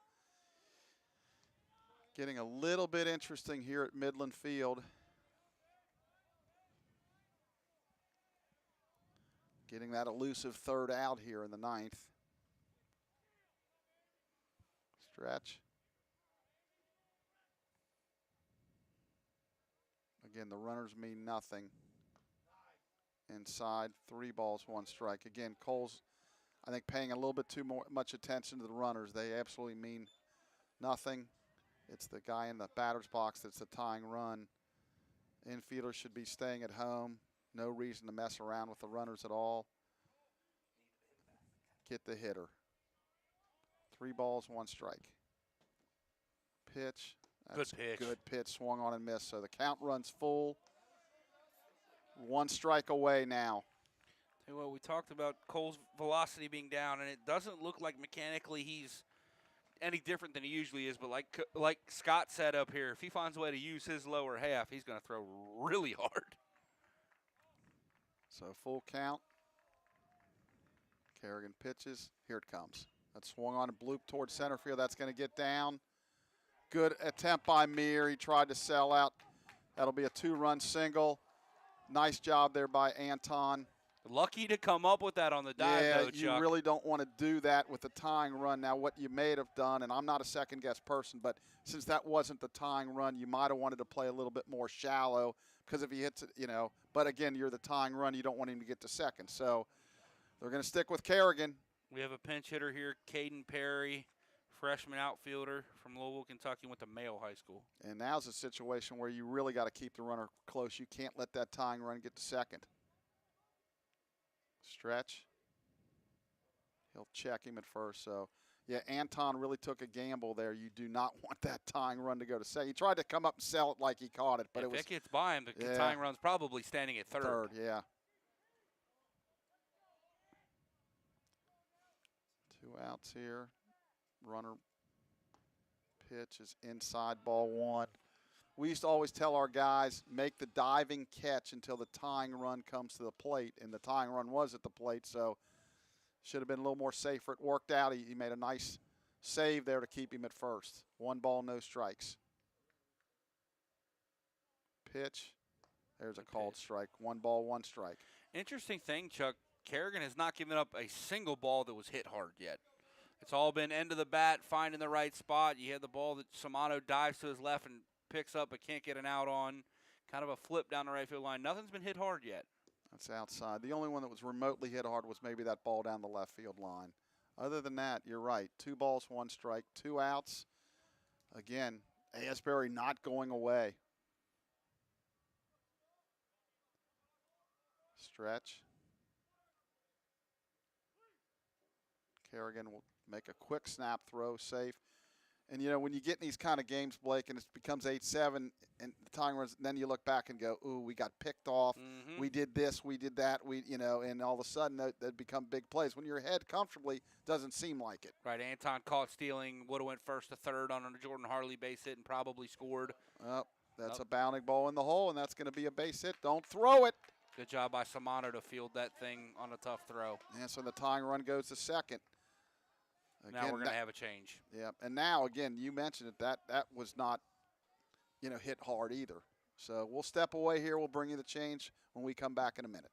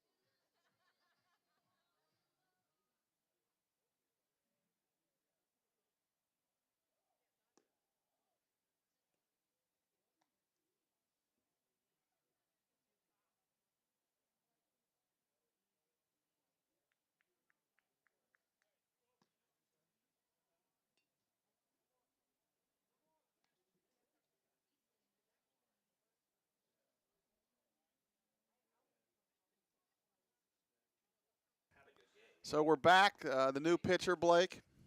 Sam Houston. Sam making his 6th appearance of the season. This is his 3rd appearance in relief. He started 3 games, 6.39 ERA, 12 2/3, 15 hits, 13 runs, 9 walks, 9 strikeouts, 9 walks, 14 strikeouts. So Sam has electric stuff coming out of that left arm. Just once again, it's a matter of how many strikes is he going to throw. Yeah, I'm not a big fan of giving him a little bit more rope here. I like that better than bringing him into this jam, but we'll see what he can do. Beeman started out catching. He moved to third base, but the right-handed swinger. Tying run on second. Go-ahead run on first. That's low. Ooh. Good break there from the runner at second base, and really smart to throw on the brakes because he was likely out if he keeps running. Well, we'll see if they have any confidence to do the back pick at first because they could end the game if they did that right now. With the left-hander, they did it the other day, and unfortunately Caulfield threw it away, but it's wide open. He could definitely pick him off at first. He's going to step back. They might have just called that, and he was unsure, and he stepped off. Brennan was creeping. Yep, I'm thinking that might have been on, and I think even at this stage of the season, guys get messed up with the signs. Stretch. There it comes, and he threw it in the shitter. He threw it away.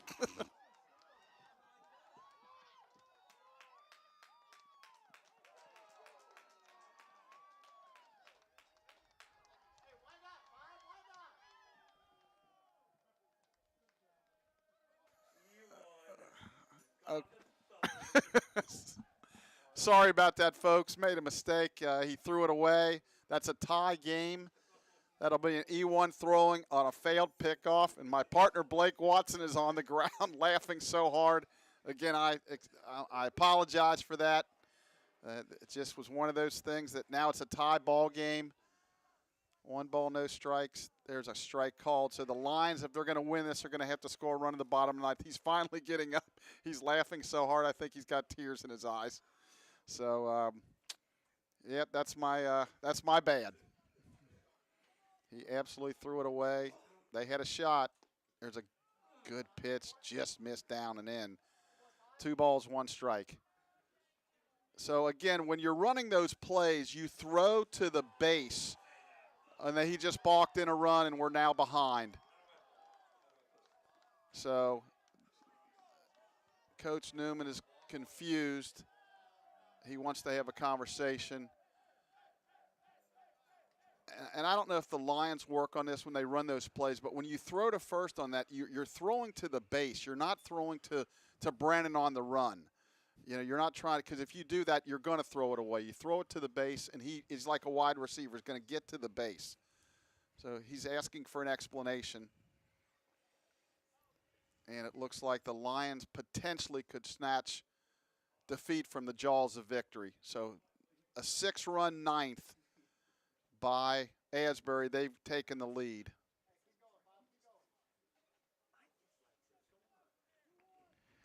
Chuck, it looks like they're calling the balk on the fact that he switched the ball from his glove to his hand while already on the rubber. Yep. But I think they got that wrong. I think the ball was already in his hand. So that swung on and fouled.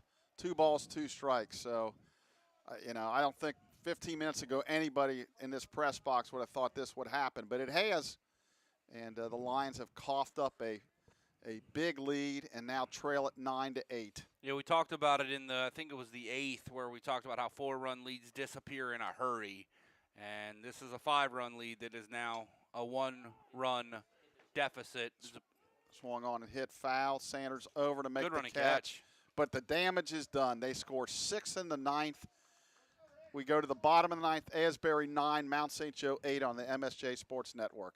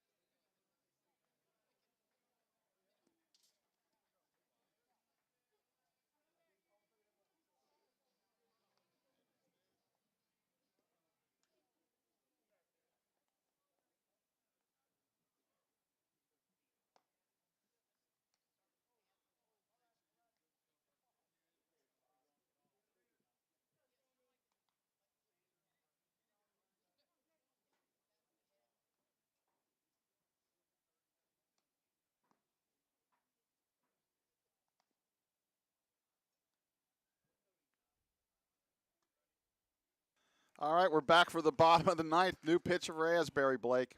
It's Adam Thompson. Thompson is a where did I lost my roster? Thompson is a 6-foot right-handed sophomore from Evansville, Indiana.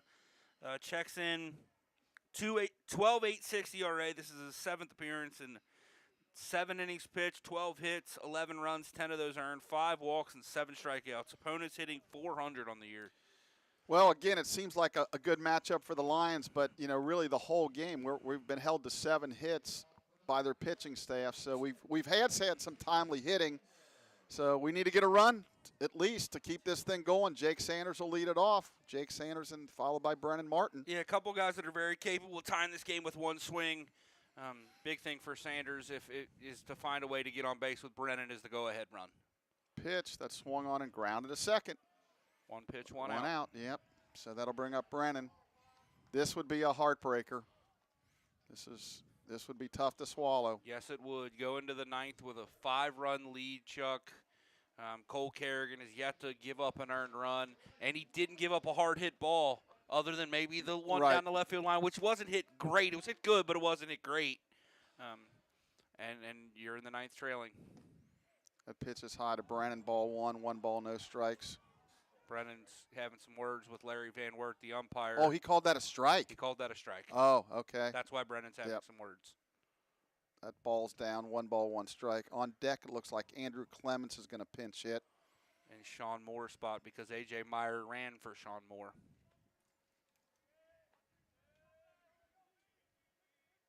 One on the way. That's down low, ball 2. Now, I will say if Brennan gets on, that would be a spot for a pinch runner.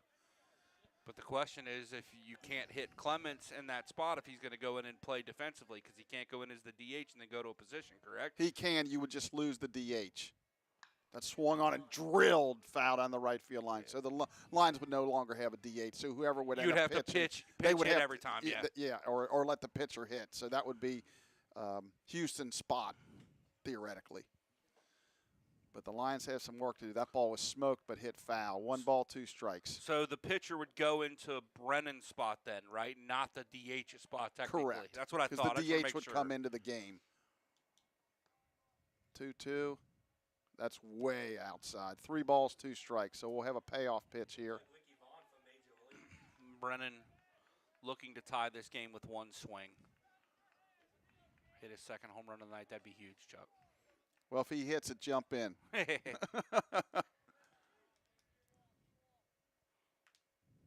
Good at bat by Brennan. Yeah, really good. They just did not want to take a chance and throw. So who do they have to pinch run here? The one you did throw to him, he hammered foul, so it was smart to go again. It's going to be Will Record. Okay. Will Record, the sophomore outfielder from Oak Hills High School. And here, Andrew Clements here in this spot hitting for Sean Moore. Sean's been fantastic, but you get a little left on right action. And Clem's got some power, yeah, so he's does. fully capable of hitting a ball in a gap, and Record can score on any ball that's an extra base hit. So look for Clem to put together a good at-bat here. Be a little patient. So now the pitching coach is going to go to the mound. And he was just signaling to the outfielders. So we're going to step away here for the pitching, the conference at the mound on the MSJ Sports Network.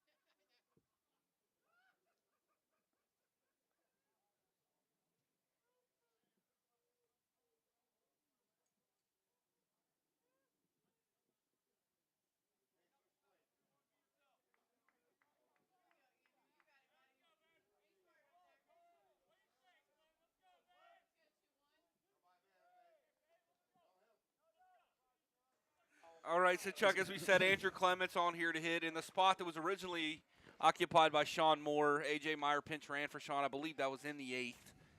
Might have been the 7th. Pitch to Andrew. That's Misses up and away. yeah, good. Andrew's got a really good eye at the plate, and he rarely gets himself out. You have to get him out. Clements hitting 286 in limited at bats. Does have a home run and 3 driven in.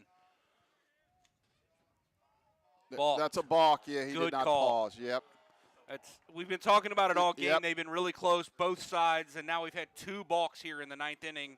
Probably could have been 7 called in this game. Yeah, I thought earlier in the game both pitchers at times was not pausing. So tying run now at second base. It's 1 ball, no strikes. Yeah. You don't get the ball and the balk. It's 1 ball, no strikes. Pitch, that's up. 2 balls, no strikes. Yeah, he's asking. The scoreboard needs to get this correct. Now it's 2-0. right. Yeah, it's 2-0. Everybody's checking to make sure.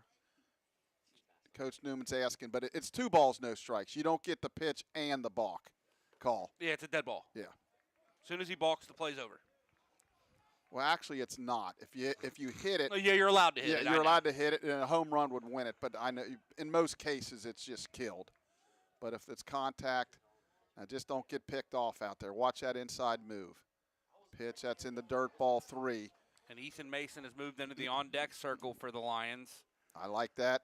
Trying to look and see who they might have to pinch run for Kerrigan, but I guess for Clements, you're really not going to be able to. You have to leave one of the Yeah. first basemen in the lineup, don't you? Yeah, unless you use Bray.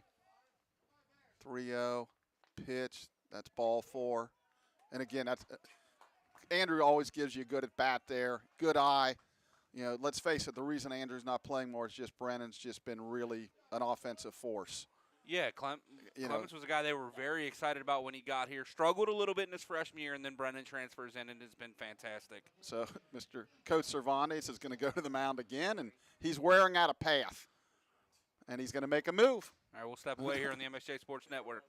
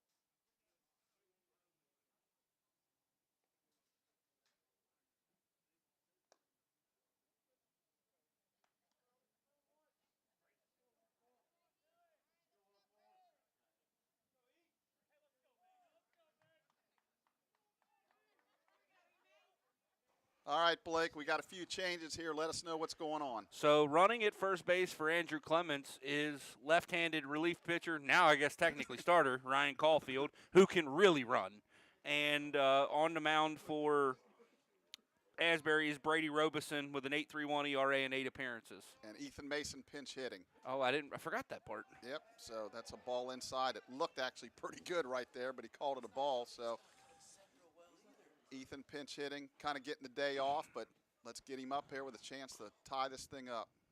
Hit him, so that'll load the bases. And put the winning run at second base in the form of Ryan Caulfield, and it looks like Jackson Gutzweiler will come out of the dugout to hit. Lions have a parade of pinch hitters coming to the plate, so The wheels are turning here. Let's see how they play the infield. It looks like kind of kind of middle depth. halfway, you know. The third baseman's going to play in, it looks like now they're Jackson Gutzweiler's going to pinch hit. And Buckles on deck. Jackson with 3 home runs this year so far, but really you just need a single at this point. You really just need a fly ball. Yeah, like fly you ball got to to tie it first. Right, absolutely. So it looks like the infield will play at double play depth. And actually, the sidearm delivery of Robeson might play into the swing of Jackson Gutzweiler. Yeah, because he's got that uppercut. Caulfield dancing around at second base, Chuck. He's really excited to be out there. Stretch, pitch, that's way outside, ball 1. 1 ball, no strikes. Well, I'll say this, that for Asbury, just from an Asbury standpoint, it would be a shame to lose after 6th and the 9th, but the Mount really needs this win after Yeah, pretty much for giving both it teams away. at this point. Ooh, There's a called strike. 1 that ball, looked a 1 little strike. down. Yeah, so on deck is Austin Buckle. Stretch, pitch, that swung on and fouled. So 1 ball, 2 strikes. You got to move the ball here. Got to move the ball. Yeah, find a way. Find a way here, Mr. Gutzweiler. 1 ball, 2 strikes. This has turned into a thriller. Absolutely. And for a non-conference game, it was kind of hum-ho the first few innings. 1, 2, that's way Good outside. job, Jackson. Yeah, he started offer, and that was actually way outside. You've seen him actually get himself out on that pitch before, so good job by him to hold back. 2 balls, 2 strikes, 1 out. Stretch, pitch, that swung on and lifted to right. That's going to be deep enough, and it's going to go over his head, and the Lions are going to win it. And whoever, Caulfield's going to round third and score, and that's the Lions winning on a walk-off. Yeah, it doesn't really matter. Yeah. We're not going to score, Yeah. Ethan. Right. Jackson Gutzweiler with the walk-off base hit. Could have got himself a double, but he stopped. Yeah, right. So he'll get a credit for a single. 2-run score. The Lions win it in walk-off fashion, 10-9. Crazy game. Some interesting announcing and comments, but we all had a good time up here. I'm sure the Lion dugout probably was in shock as Asbury scored those 6 runs to take the lead, but then the Lions stormed back and scored 2 in the bottom of the 9th to win it 10-9. So Asbury moves to 7-21 on the year. Lions move to 19-10. Sam Houston will get the win. Yeah, he'll get the win in relief. And then Robeson will get the loss. I got to look up their numbers. Well, Sam is now 2-1. Sam moves to 2-1. Robeson, who I just had up, He moves is now to 0-1. 0-1. Yep. Time of the game would have been 3 hours and 10 minutes. And, of course, the attendance is 212. As always, the attendance is 212. So, just to wrap it up, Blake, any final comments? Yeah, Chuck, I mean, in reality, all the laughing aside, the Lions, this is a weird game, but I actually think in the end it might end up being a positive. Anytime you can win a game late in walk-off fashion, it's a momentum builder, man. And the way they played, this is 5 of 6 wins. And to find a way, you give Jackson Gutzweiler the night off. You give Ethan Mason the night off. You call on Andrew Clements out of the bullpen or out of the dugout. They all give you really good at bats. The only question you have coming out of this is Cole Kerrigan the guy he was before, or is he the guy he was tonight? Now his velo was way down. Not sure if the cold affected him. Not sure if he's just adjusting to being a pitcher full time now. Is he throwing bullpens every week when he wasn't before? You just don't know what that is. And Sam Houston out of the bullpen. Other than that, I think the other pitchers were pretty good. Josh looked pretty good. Brayton threw it really hard. He struggled a little bit with command, but he threw it really hard. I'm drawing a blank on who else threw. Isaacs threw. Isaac started. Yeah, it's been a long night. It's been a long night. There was some positives from the pitching staff, some negatives from the pitching staff. But either way, you got 19 wins. You're a win away from clinching a 500 record for the year. And from where this program was a couple of years ago, that's a big step. And you find a way to get 2 of 3 this weekend against Rose and maybe 2 of 3 against Transy or Earlham. You find yourself in Kokomo for the 2nd consecutive year. You bring a lot of these guys back. It could easily start turning to the point where the program is is sustainable as a successful program. And that little victories like this matter in the grand scheme of things like that. I agree. This is a game they probably would have lost a year or two ago. Completely agree. And I think, they probably looked at it like, how did we give this one away? But, again, they fought back and battled, got the 2 runs to win the game. So, again, for the people out there that are Mount St. Joe fans, check our website as the week goes on for the times this weekend. Again, we're thinking it's going to be Friday, 1 o'clock doubleheader. It's not etched in stone yet. That's the likelihood. That's the likelihood. Leaning probably 70-30 that way. Still need to wait on some Rose-Hulman stuff, and then they'll come here Saturday to try to get one in. We will also broadcast a softball doubleheader hopefully this weekend. Not sure when that's going to be either. My guess, once again, is that's not going to be on Saturday. Probably not Sunday because it's Easter Sunday. The Lions have a doubleheader already scheduled for Monday. Friday night would make the most sense. If that's the case, you guys will get Chuck for your softball games, me for your baseball games. We'll figure it out. Yeah, we'll figure it out, but we'll bring you every game we can. Thanks for joining us once again on the MSJ Sports Network. For my good friend and colleague Chuck Murray, I'm Blake Watson. Good night, everybody.